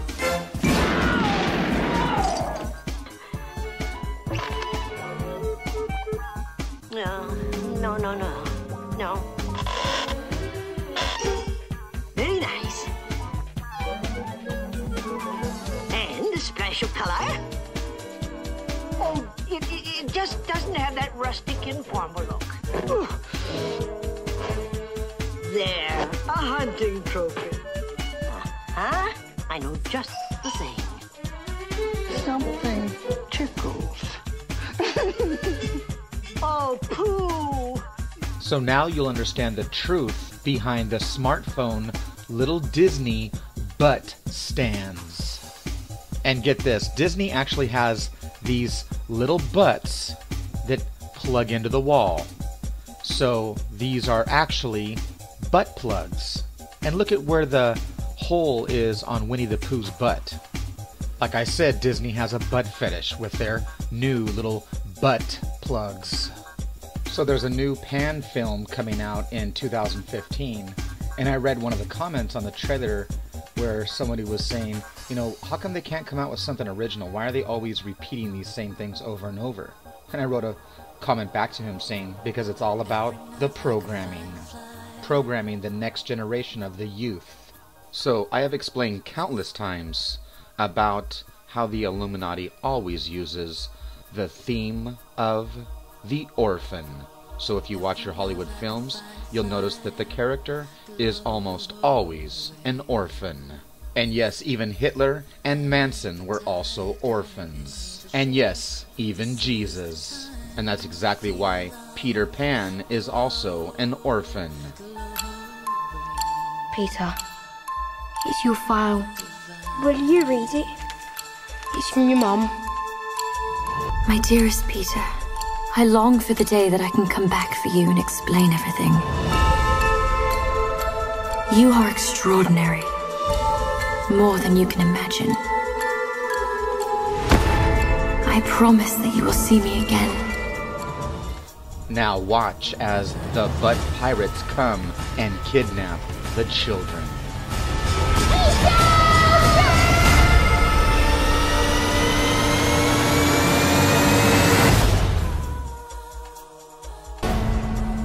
Well. The princess, I presume. Oh, well, I'm actually just a minor, but I appreciate the compliment. Bishop. The princess, I presume. Oh, well, I'm actually just a minor, but I appreciate the compliment. So notice how a miner is one that digs for gold in a deep, dark tunnel or cavern. And of course, a miner is also a child. So we call our children a kid. A kid is actually a baby goat. And of course, the old horny goat is the symbol of fertility that comes from old Saturnalia, who rides the goat. So Christmas time or the New Year is actually the height, the solstice of the mid-L of the sun, which is exactly why it opposes or is anti towards the fullness of the sun in the summer solstice. Therefore, this is the time of the goat, and that's exactly why it is the Antichrist. It is the goat of Capricorn, the goat of Saturn. So the son of Saturn is Zeus, and of course Zeus was an orphan. He was raised by a goat. So the house of Capricorn, the goat, is just one of the animals of the zodiac. It's one of the aspects of God or of nature. So this is why you'll always see the devil or Satan portrayed as one of these few animals, as either a bull or as a ram or as a goat.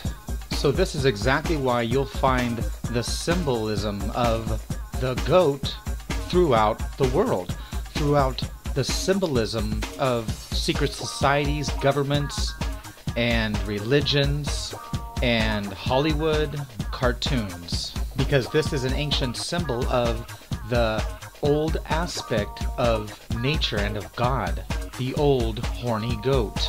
And this is not a new concept. It goes back literally thousands and thousands of years. So like I said, this is towards the end of the year when things are turned upside down or are inverted. It is the anti-of, which is why Satanists, who claim to be inverted or opposers of the same religion, use the goat mainly as their symbol, which represents the symbol of Capricorn, Saturn, thus Satanists. So that's why I said that the Holly King is also Saturn L, with his goat, which goes way back into history. St. Nicholas had Krampus. It was a devil, an evil, disgusting, debaucherous, satanic goat that would actually go after children and collect children. That's what they used to use to scare the children of ancient times. So it's pretty disgusting that even today Santa Claus, of course, is related to the children. He lost the goat, but still retains his animal that is known as a horned little creature. And by the way, originally the buck was actually from a goat. Now, of course, the etymology of God is the Germanic Gott, or the Middle English Gott, which is a goat. And of course, this is why there are so many goat sacrifices in the Bible. And of course, this is why the goat is also related to Jesus, the parable of Jesus. The parable of the sheep and the goat is actually talking about winter and summer, the bi-season of the year, on the left and the right. So the scapegoat is where we have two goats, and one goat is allowed to escape.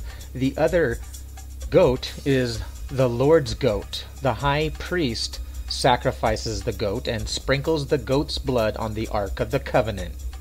So this marks the time of the autumn equinox, the separation of September. Thus, the parable of the goat is about Rosh Hashanah, the head of the year, the new year, Yom Kippur. Thus, this was the time of the purge, the Day of Atonement, the Day of Judgment. So that's where you get the demonic goat Azazel, who was cast out and carried the sins of Israel. As I've explained before, if you're a Christian or you're a Satanist, it doesn't matter. You're both just polar opposites or anti one another of the same exact concept. So this is why one symbol is verted, upright, most high, and the other is inverted, the most low. But they're both God, just in different aspects of the same exact one God. People have divided the divinity of the deity of God and choose one aspect or the other. So this is why both Satanists and Christian use the exact same symbol of the pentagram. Like I've explained, the pentagram is just the pentalpha, which means it is made of 5 triangles, which come from the bull, the triangle, and of course a triangle, or the aleph, is actually the A, which is the bull's head. So like I said, the Bible is about the dualistic principle of the 2 seasons of the year and of the day of the deity. Remember that the God of the Bible made both summer and winter, both day and night. Therefore, God is responsible and is God of both realms, whether in his high aspect or his low inverted aspect, of the devil or of the bearded goat god, or the aspect of the bull, or the aspect of the lion of Judah. These, like I said before, are just the aspects or the animals that represent the zoo of the zodiac. So like I said, they use the ignorance of the people against themselves and just take something basic and make it evil so people are afraid of it. They're afraid of the wisdom. So you don't learn it, so you stay dumb. Take the Baphomet, for example, the goat head, who is a transgender anthropomorphic animal, both male and female, because this represents Saturn. He is in the mid-L, in between a male and a female, which is a transgender, right? It is a hermaphrodite. So the Baphomet is just an anthropomorphic character of nature. They've chosen to depict it in an evil way, but it's the same exact thing as summer and winter or day and night. It's a very simple concept that they have turned around, reversed, and fooled the people with it. So is it satanic? Well, yeah, because it's Saturn. It's the satyr. Okay, it's Pan, Faunus. It's the jester character, the little evil spirit that they're representing to be nature during the evil time of darkness, during the underworld, when Saturn L is in charge. It must have been like over 10 years ago that I explained how Cronus, or Saturn L, is the god in Phoenicia that created Byblos, thus the name of the Bible. So now you understand a little bit more of how the goat is related to God, and of course why the Freemasons and secret societies use the symbol of the goat. You know, it's not just the storm god Jesus who's related to the goat, but also Saturn, or Cronus' son, Zeus, is also related to the goat. He was raised by a goat. And look over at Thor, the other god of thunder and lightning. He also is related to the goat. So Peter Pan is basically the green man who represents Saturn L, the satyr. He is the pervert fertility that represents the essence of Saturnalia, or Saturn, the god of chaos and sexual debauchery and fertility. So this is why Pan was known for blowing his little pan pipes. Thus, the symbol of blowing a pipe, which represents a blowjob, because the pipe represents the phallic pipe.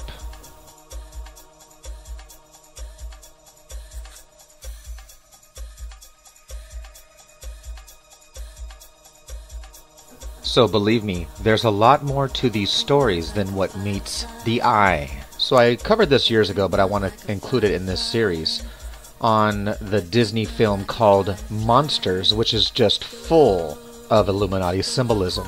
where once again we have a little girl who is left alone with these beasts, these horny monsters. Again, we have the one-eyed monster, and the little girl's name is Boo. Like I've explained before, a boo is a girlfriend, the one that has the boobs and the booty.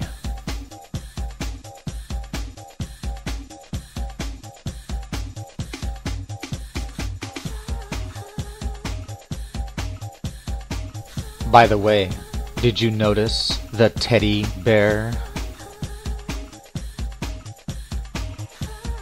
So I used to show this film to my kids when they were little, but now it just makes me absolutely sick. So how's our little Bo doing? On good tears. So how's our little Bo doing?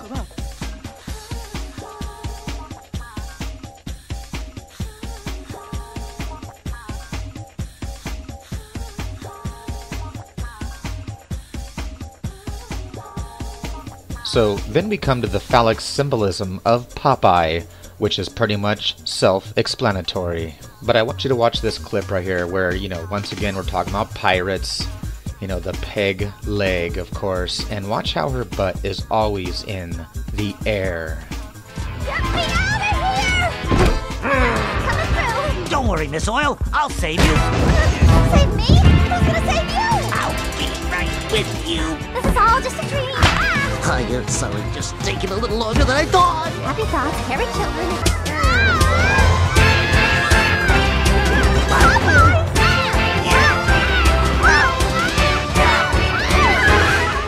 Olive!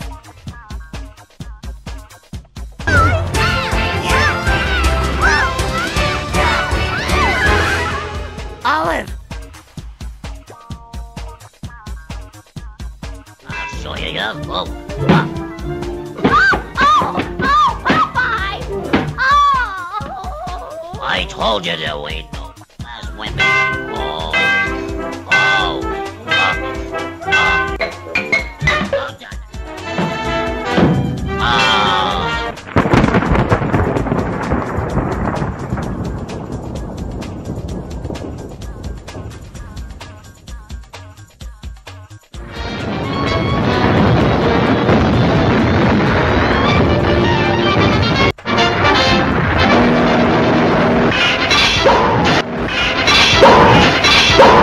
So as you see, this Illuminati gay perverted agenda is not only for the children or adults, it's for both. Believe me, I could sit here all day long, you know, going through films and movies and showing the hidden symbolism. So anyway, at least now when you see, you know, things like the Pied Piper, you'll actually understand the truth of blowing the pipe and leading the kids astray. That's exactly why you blow on the horny horn. In fact, this is why today it's still called the bullhorn. And of course, now you'll understand why men stare at goats.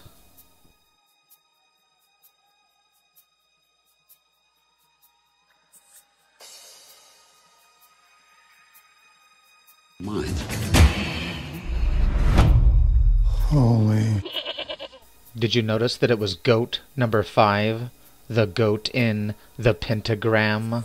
And of course that's why they show you the pentagon. So remember earlier I told you all about Hunter S. Thompson, his affiliation with Bohemian Grove, where they worship the owl. And of course how he wrote, you know, gonzo journalism and became part of the story. And of course how he had a farm that was called the Owl Farm. And of course when he was on David Letterman, he says he likes to kill, thus the rum diary of murder. And of course I showed you how Johnny Depp, you know, defends him and idolizes him. You know, he's a father figure, a mentor.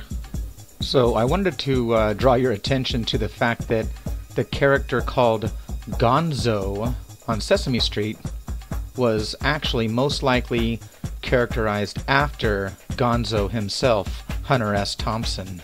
And they're telling you that he's crooked and evil by his crooked, bent, phallic nose. So of course now you'll understand the truth behind Pinocchio, because he is the penis eye that grows bigger and bigger. Just like when we went down the rabbit hole in Where the Wild Things Are with the big nose. And of course, the cock. The cock, or the pecker, which is exactly why this little flamboyant peckerhead has a cock. And so now you'll understand why they used to shoot Gonzo from a big cannon. And of course, Gonzo was actually known to be a plunger as well, which is another blatant symbol of the sex act. And back and forth, up and down. And if you actually knew the truth, it'd make you sick to realize that they have what's called going gonzo for kids. And of course, he knew too much, which is why the Illuminati sacrificed him. The zipper. And then he comes over to me and hits me right square in the zipper. Yeah, he has a fascination with doing that. He's good at it. He's very good at it. He's really good at it. Okay, you taught him something called the double high five. Oh, I said, Jackson, you know, it's good to ask someone for a double high five. You go up and put your hands up for double high five, and as soon as they raise their hands, put their hands up, you lay them right out in the zipper. That's a terrible thing to teach a child. No, he's great at it. And when did you first meet Johnny Knoxville? In a movie called Fun Size.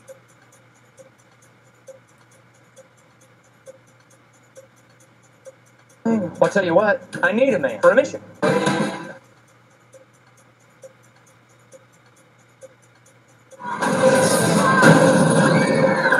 I do not have it.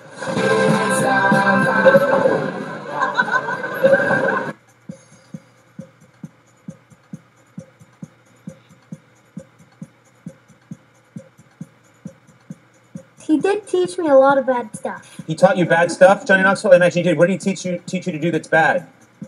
I punched people in the cookies before, but he taught me a way better way to do it. He taught you, as at the time you were what, 8? He taught you how to punch people? 7. Oh, 7. Well, that's acceptable then. He taught you to hit people in the crotch. He told me to do it like this. Do it like that, because that would cause more pain and damage. Exactly. Oh, what a wonderful lesson for a young boy to learn. Yes. But you said yes, you still want to do it. Yes. Oh, so you're going to do that later on in life, is you're going to try and get hurt? Yes. Okay.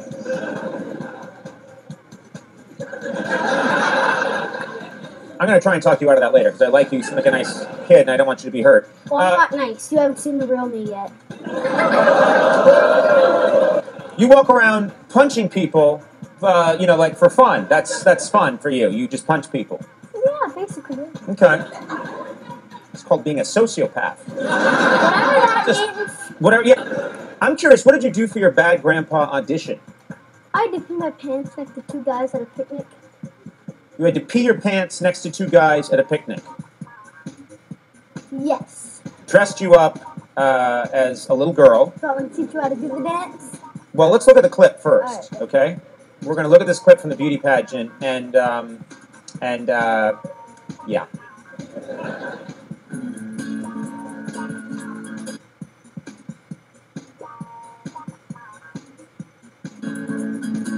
Want to have some fun? Yeah. Big deal.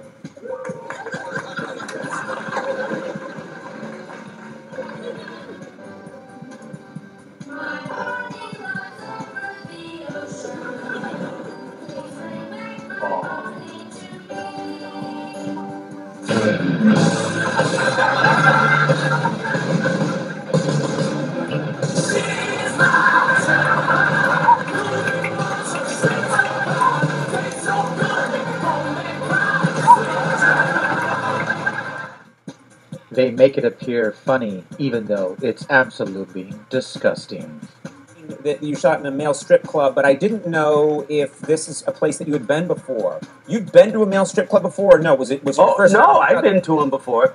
You know, female strip clubs are weird because you don't know where to look exactly. But I went to a male strip club with John Waters when we were promoting The Dirty Shame, and it was amazing. Just all the guys were wearing sailors' hats and smiles, and that's it. And yeah, I had a pocket full of ones, Conan. What have you learned about life from Johnny Knoxville? Very naughty things. That's probably true. What kind of naughty things? Dad? No. You didn't learn that from me.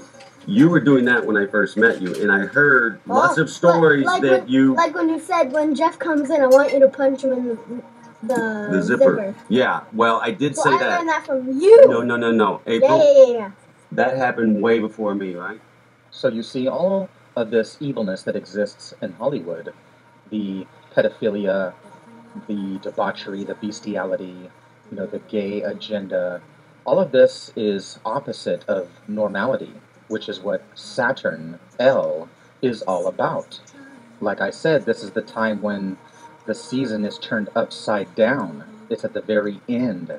Thus, it opposes the goodness. It is the time of evilness. So Saturn is Satan, which is Santa. It is all talking about the Father God aspect at the end of the year, the time of chaos, until the new sun is born. So when God's sun is in the house of Saturn, it is in the house of Capricorn. It is the very height of winter, the mid-L. So this is where the concept of pure evilness comes from. It's just the end or the death of the season. So that's why, the Hollywood Satanists all follow the actors who are the jesters, the saviors of Saturn L, all worship Saturn, which is Satan.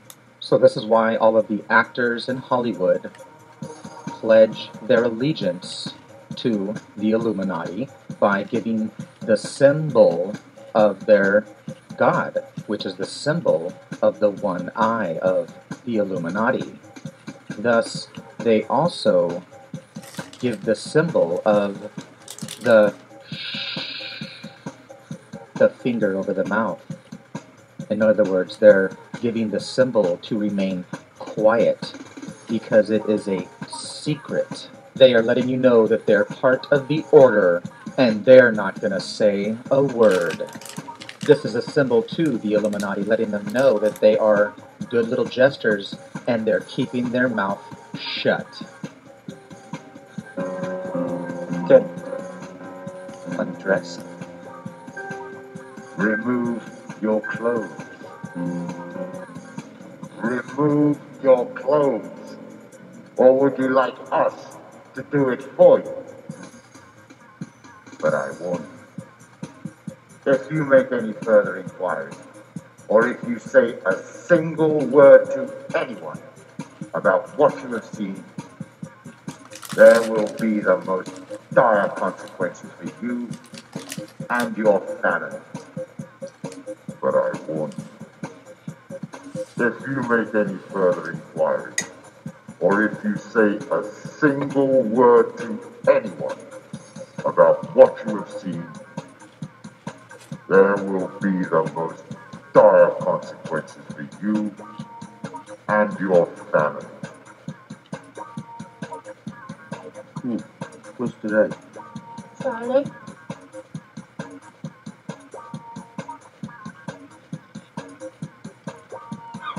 Are you ready, kids? Aye, Captain! I can't hear you! Aye, Captain! Oh!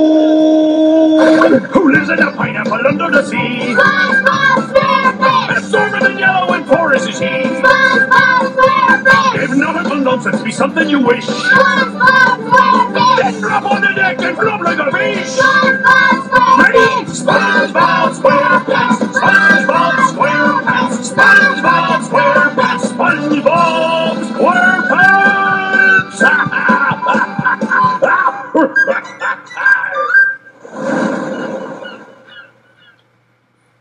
Notice the goat on top of the sundial, or the new Hollywood film Goats. What's the symbol? The death skull and the raven of Odin or Saturn. I like symbol. This is the symbol of the goat, the pet of Satan. They say.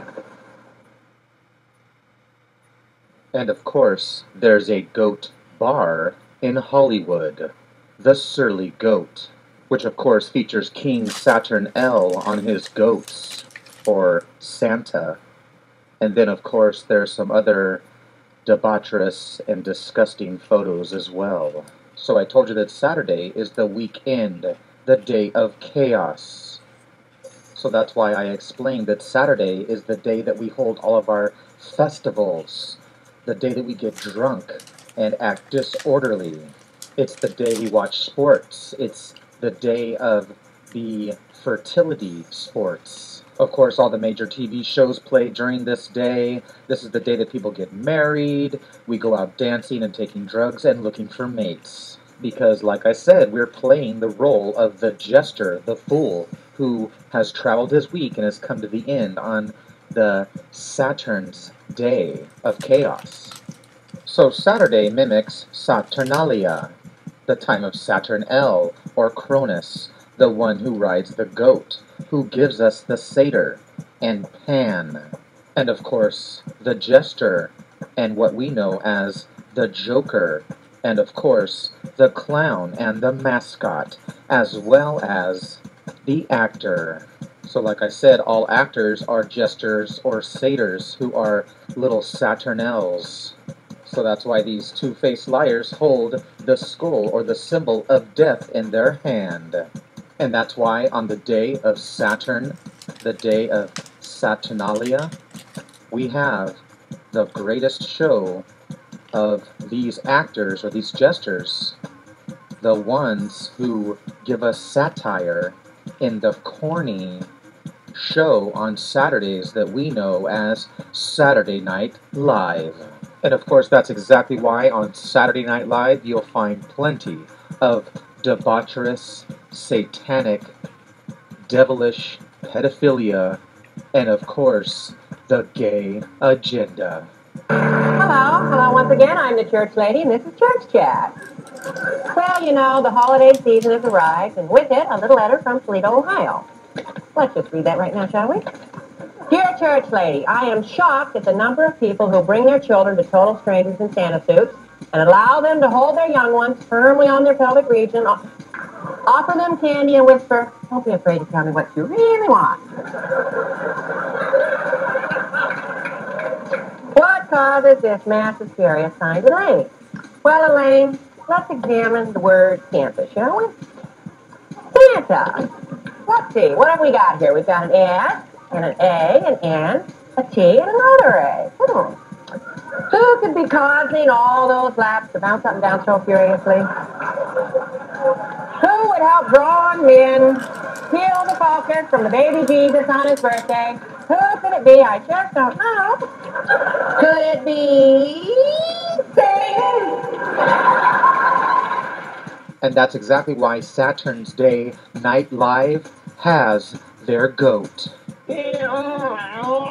Hi, I'm Goat Boy, and welcome to... Hey, remember the 80s? And the whole thing with Goat Boy, which became the character there, was, it's funny because I hate goats. That's what's weird. I don't like goats.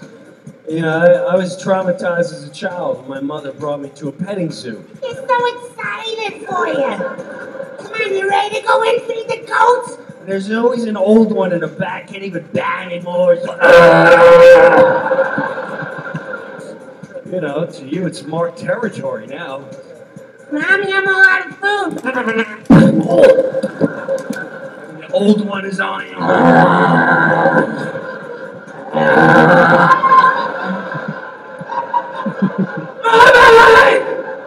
Give me some food!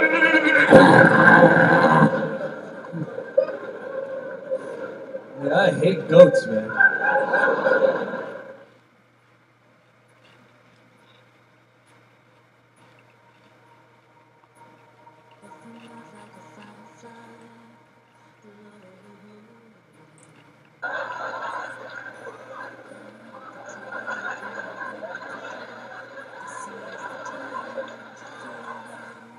The Illuminati's gay agenda marketing campaign also includes the purse.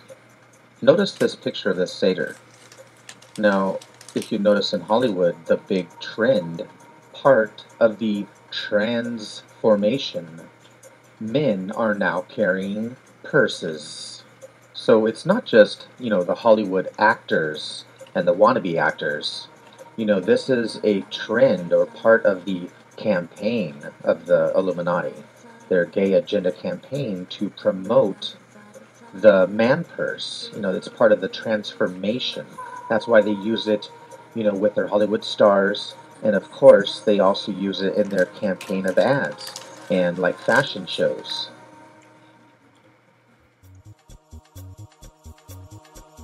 Each day my water routine consists of about 5 BeLIEfs using this container, and I sip on it all day long.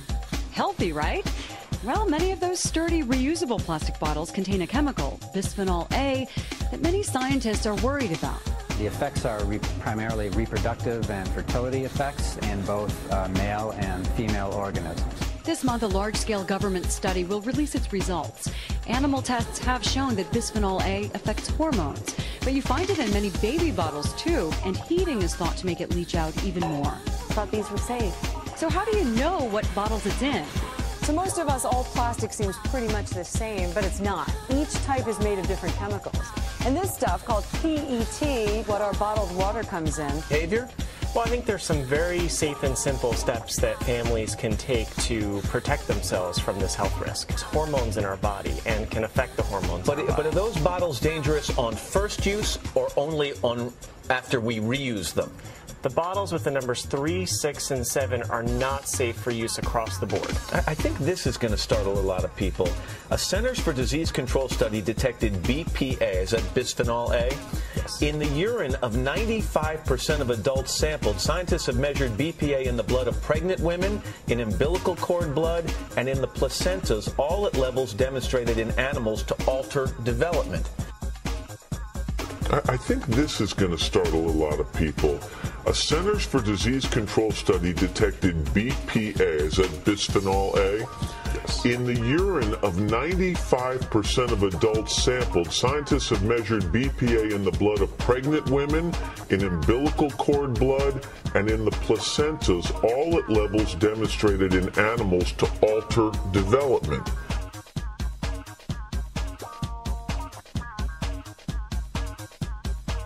Now that's a very alarming fact, isn't it? Unfortunately, there's no level of exposure that has been identified as being safe, and children and women of childbearing age are especially susceptible. So are we worrying ourselves to death here? No, I think the science suggests that there is a major concern here. So like I said, this agenda of the Illuminati, the gay agenda, is in our foods and in our products that we use. It is chemically altering our body. So now that you understand all about the gay agenda of the Illuminati, you will now understand why the symbolism exists and why people talk about whether Jesus was gay. And by the way, don't be getting pissed off at me about this, because this is all over the internet. So like I said, that's exactly why the head of the church is named Peter. And by the way, notice how he's the color of purple. Now, I've gone over this many times in my videos, but Jesus, the red and the blue, equals the purple. So, like I've explained many times, the purple represents Saturn. The purple represents the mid-L, the transformation of the two. So that's why purple actually also represents gayness. Thus, the purple dragon, or the purple drag queen. So that's why you'll find plenty of perp L in Soul Plane, where we find the purple drag queen Flame, the Flamer. So like I showed before, that's why in the Big Lebowski you'll find plenty of purple and orange. And of course, who's dressed in purple? His character name is Jesus. And speaking of orange and purple and milk, we come to the clockwork orange, which is full of purple. Or should I say, the ultraviolence? The ultraviolet light that is known as a black light, which is actually a purple light. So I've explained about the MK Ultra mind control of the psyche, thus the ultraviolet unseen spectrum. So I explained how purple is related to drugs and psychedelics, thus the parapsychology of the color of purple and how it affects the psychological or psycho of the psyche goddess, which was the butterfly, the color purple. And of course, like I explained, this is the goddess that they feature on the Olympic gold medal that comes in purple. So I've explained that the purple comes from Semitic origins. It comes from the Phoenicians, the scarlet or the purple. And of course, the purple represents the Phoenician whore, which we see today as the red light district, which is actually a ultraviolet purple light district. So of course, this is why the royal purple is why our royalty wears the color purple, like Princess Diana in her purple, and of course her little Thai beanie bear, Purple Bear. And of course this is why the royals of the church also wear the scarlet purple. So this is why we have the color purple related to, you know, the Phoenician whore or the goddess aspect. It's actually the color purple that we find in strip clubs as well. And when we go to movie theaters, you'll also find the color of purple. And of course, they use the color of the ultraviolet purple for the mind control during events and stadium events and concerts, which is exactly why they also use purple in music videos. And of course, the list goes on, and that's why we also find the purple in Hollywood films, which is why you find the purple on the door of Wizard of Oz. And of course, there's plenty of purple in the film of the Illuminati called Eyes Wide Shut, which requires you to enter through the purple door. Which reminds me of the purple door of The Dark Knight Rises, where I made a video series exposing all of the orange and the purple. And of course, the orange and the purple are the colors of the Joker. So just as I explained that Jesus is the color purple, he is the character of nature, his name means two, the Dios, the Zeus, the Dione, the Dia, thus he is the color purple, which represents the character of nature, which is the exact same symbolism of the Joker, the purple one, who represents the red and the blue, or nature. Thus, the purple half and half. So it's the red and blue of winter and summer, or of day and night. And when these two meet together, they form the purple. So at even, or at the evening, or the sunrise, you'll see the colors of purple, which reflects the Dia or the Baya. It reflects the dualistic principle of the two. Thus Saturn sits in the mid-L, the one who is purple. So this is why in the book of Revelations we have the beast, the dragon, and of course all of the sickle and reaping and harvest and time, which refers to old Saturnalia, and of course the golden, purple, and scarlet. And of course we have the lamb and the lion and the number 7, because this is all about the sun, the revelations that revolve. So like I said, the color purple is the color of transcendence, transformation, from one realm into another realm. So of course, this is why the military hands out purple hearts that represent the destruction or the torturing death of our soldiers. So I could go on and on about the color purple, but I want to focus in on a couple of subjects that I've already been covering and how they represent the color of purple. Remember the old goat bush in the school on September 11th? Well, the teacher was all dressed in scarlet purple.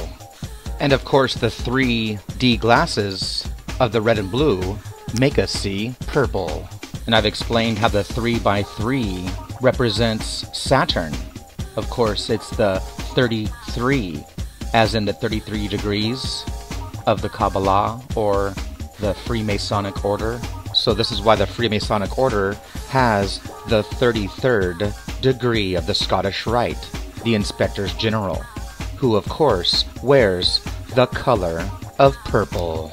And of course, this is why Disneyland has the Club 33, which of course is why you'll find plenty of purple at Disney.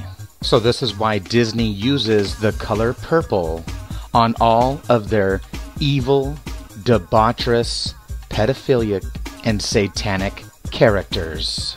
So this is why the color purple is used for the satanic, bloodthirsty vampires who suck our blood. And of course, Johnny Depp played a vampire. So this is also why Sesame Street has their purple vampire. So yes, we find the purple in the satanic vampires, but we also find the color purple in Satanism itself. And of course, we find it in the neo-paganism of the Goths. So believe me, there's a lot more behind the color of purple than most people realize. But what bothers me the most is when they market the color purple and use it for the mind control over children. So now you'll understand why these disgusting perverts use the color of purple in the Charlie and the Chocolate Factory. And that's exactly why Willy Wonka is around the children, all dressed in purple, because it's all about the transformation. So I have to include this in the series about Russell Brand, who is the little debaucherous gay pedophile. I believe he's just like Jimmy Savile, the debaucherous gay pedophile, who of course is always surrounded by the color of purple. Like when he performed at the Illuminati Games in 2012, which was all about the ultraviolet purple. Prejudices and get a man's winkle stiff cock in my hand, a stiff veiny cock, and wank it until it orgasms, wank a man cock into orgasm, see if that makes me gay. So yeah, I'm just gonna have a little wacky on a man cock. So they go into an adult store, but you'll notice all of the colors of purple. It needs to be broken down. Prejudices makes you weak, innit? Open your... It's me, this is Russell. Oh, this is Russell, so pretend that's Russell. Oh God, stop! It's awful. A bit more open about it, so as I can back me a man, eh? Now the most disgusting part of this is that he is always associated with children, picking up kids from hospitals, etc., exactly like the pedophile Jimmy Savile. And it's disgusting because he's always kissing on kids, and you'll always find the color purple. So he goes on a show, Ant and Dex, a kid's show, on Saturday night, you'll notice. And of course, all of the purple. You look like a girl with the long hair. Can look very, very, I don't know, fancy. What about this as a look? Q is one long word for you, little ant, and you, little dick. The word is recalcitrant. That's pretty good. Recalcitrant means willfully disobedient. That means being naughty on purpose, like you do. Now watch as they hand the children the golden ticket. Each year on Thanksgiving, Americans gather for a day of feasting and football and family. The 3 Fs. Notice that it's Friday the 13th. Thank you, Russell Brand. And check out his new children's book, Russell Brand's Trickster Tales, The Pied Piper of Hamelin. This pedophile actually makes a book called The Pied Piper, who leads the children away to a sacred cave. The pedophile Pan Piper, the trickster, complete with King Saturn L, and, of course, the color of purple. It's absolutely disgusting, all of the color purple symbolism, the pedophilia, and even the owl. The Illuminati shoves this in our faces, but people are just too blind to see the truth. He even wrote another book called The Revolution, which was the love backwards of evil. Movement. Yo, we've been a part of the biggest conspiracy the planet has ever known, man. You ever wonder why everybody seems to hate us? Everywhere we go, seems like everybody hates us. The world is against us. We gonna bring y'all some light, you know what I mean? Check it out. It's been a long time, but we waking up. So many lies been told, we waking up. So many locked up, so many shot down. You can't keep Judah from his crown. Try to hold us, try to break us, take our names away, but couldn't shake us. Now pray to the Most High with all your might. What a feeling, y'all, we the Israelites. Lie to us, Christians lie to us. Read the Bible, the history is tied to us. Nobody ride for us, Messiah died for us. Ask the saints, all of them cry for us at last. The truth has finally come out, we the people of the Bible. This is no doubt, can these bones live? I am living proof and baffled why my people hate the truth. False religions, false idols, false titles. This is truth music, not elementary recitals. Feel this, y'all, get close to the speaker. The word strengthens me when I'm feeling weaker. Let it sink down deep, deep into your mentals. Truth gets so hot it overheat. Instrumentals, we from the big cities plus the big lights. What a feeling, y'all, we the Israelites. Long time, but we waking up. So many lies we told, we waking up. So many locked up, so many shot down. You can't keep Judah from his crown. Try to hold us, try to break us, take our names away, but couldn't shake us. Now pray to the Most High with all your might. What a feeling, y'all, we the Israelites. Close your eyes. Picture 400 years of slavery. The same people had a lifetime full of bravery. Hung in trees just like the Savior. Had to pick up the pen and put the truth down on paper. And if you don't believe me, check out the script. Deuteronomy 28 and 68. That's the tip on who was brung to the U.S. on slave ships. Learn real history, not these BS heretics, governments, politicians making satanic decisions. Walt Disney turning kids into magicians. But now truth is coming out in these last days. Put the strong drink down and throw away your haze. Plagues, don't worry, the Most High will bring them. You wanna know whose address is on the kingdom? We from the big cities, plus the big lies. What a feeling, y'all, we the Israelites. Long time, but we waking up. So many lies we told, we waking up. So many locked up, so many shot down. You can't keep Judah from his crown. Try to hold us, try to break us, take our names away, but couldn't shake us. Now pray to the Most High with all your might. What a feeling, y'all, we the Israelites. Sit back, thinking deep like the pit. Man, this Israelite thing is really it. Mind blowing, who knowing, try to stop me from flowing. Red or green light, I just keep on going. I quiet, I'm like a church mouse that's tiptoeing. My brothers live in falsehoods, they not knowing. Think we niggas, think we black Americans, Democrats or Republicans. Pledge allegiance to fraternity, burn eternally. Tell them the truth, my folks quick to turn on me. They still learning me, my family is concerning me. I got a flow that's just straight up be earning me. But Satan got it twisted and back, y'all don't miss it. They call me king, but my hand, you don't kiss it. We from the big cities, plus big lights. What a feeling, y'all, we the Israelites. Long time, but we waking up. So many lies we told, we waking up. So many locked up, so many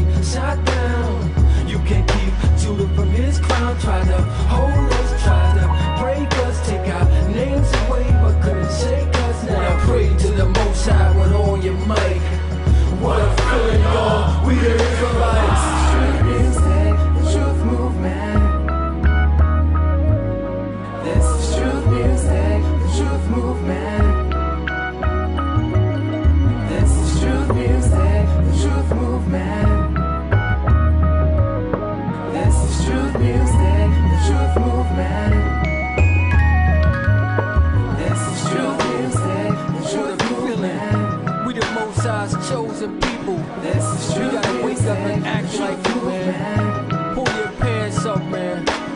Sisters, y'all gotta cover yourselves. It's not the way of the Most High. We the chosen people. What a feeling. We the Israelites. The Messiah was black, man. Moses was black. Man, we gotta reverse the curses. Y'all feel me? I want y'all to get close to the speaker. Zone with me. Focus your energy on the Most High, man.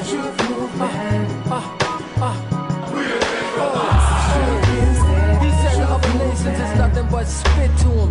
Spittle. Ain't nothing to call them a no people, man. And we gotta be a light to the Gentiles. Y'all feel me? I'm transparent, man, when I'm on this mic. When I'm through music, man, you can see my soul, my spirit. Everything, man. I lay it on the line for y'all. You know what I'm saying? Oh, we the children of Israel. The Most High's chosen people, man. Oh, zone out with me. Zone out with me. Focus on the Most High. Love the Messiah. Follow the Messiah. Follow the Messiah. Follow the Messiah. Follow the Messiah. Follow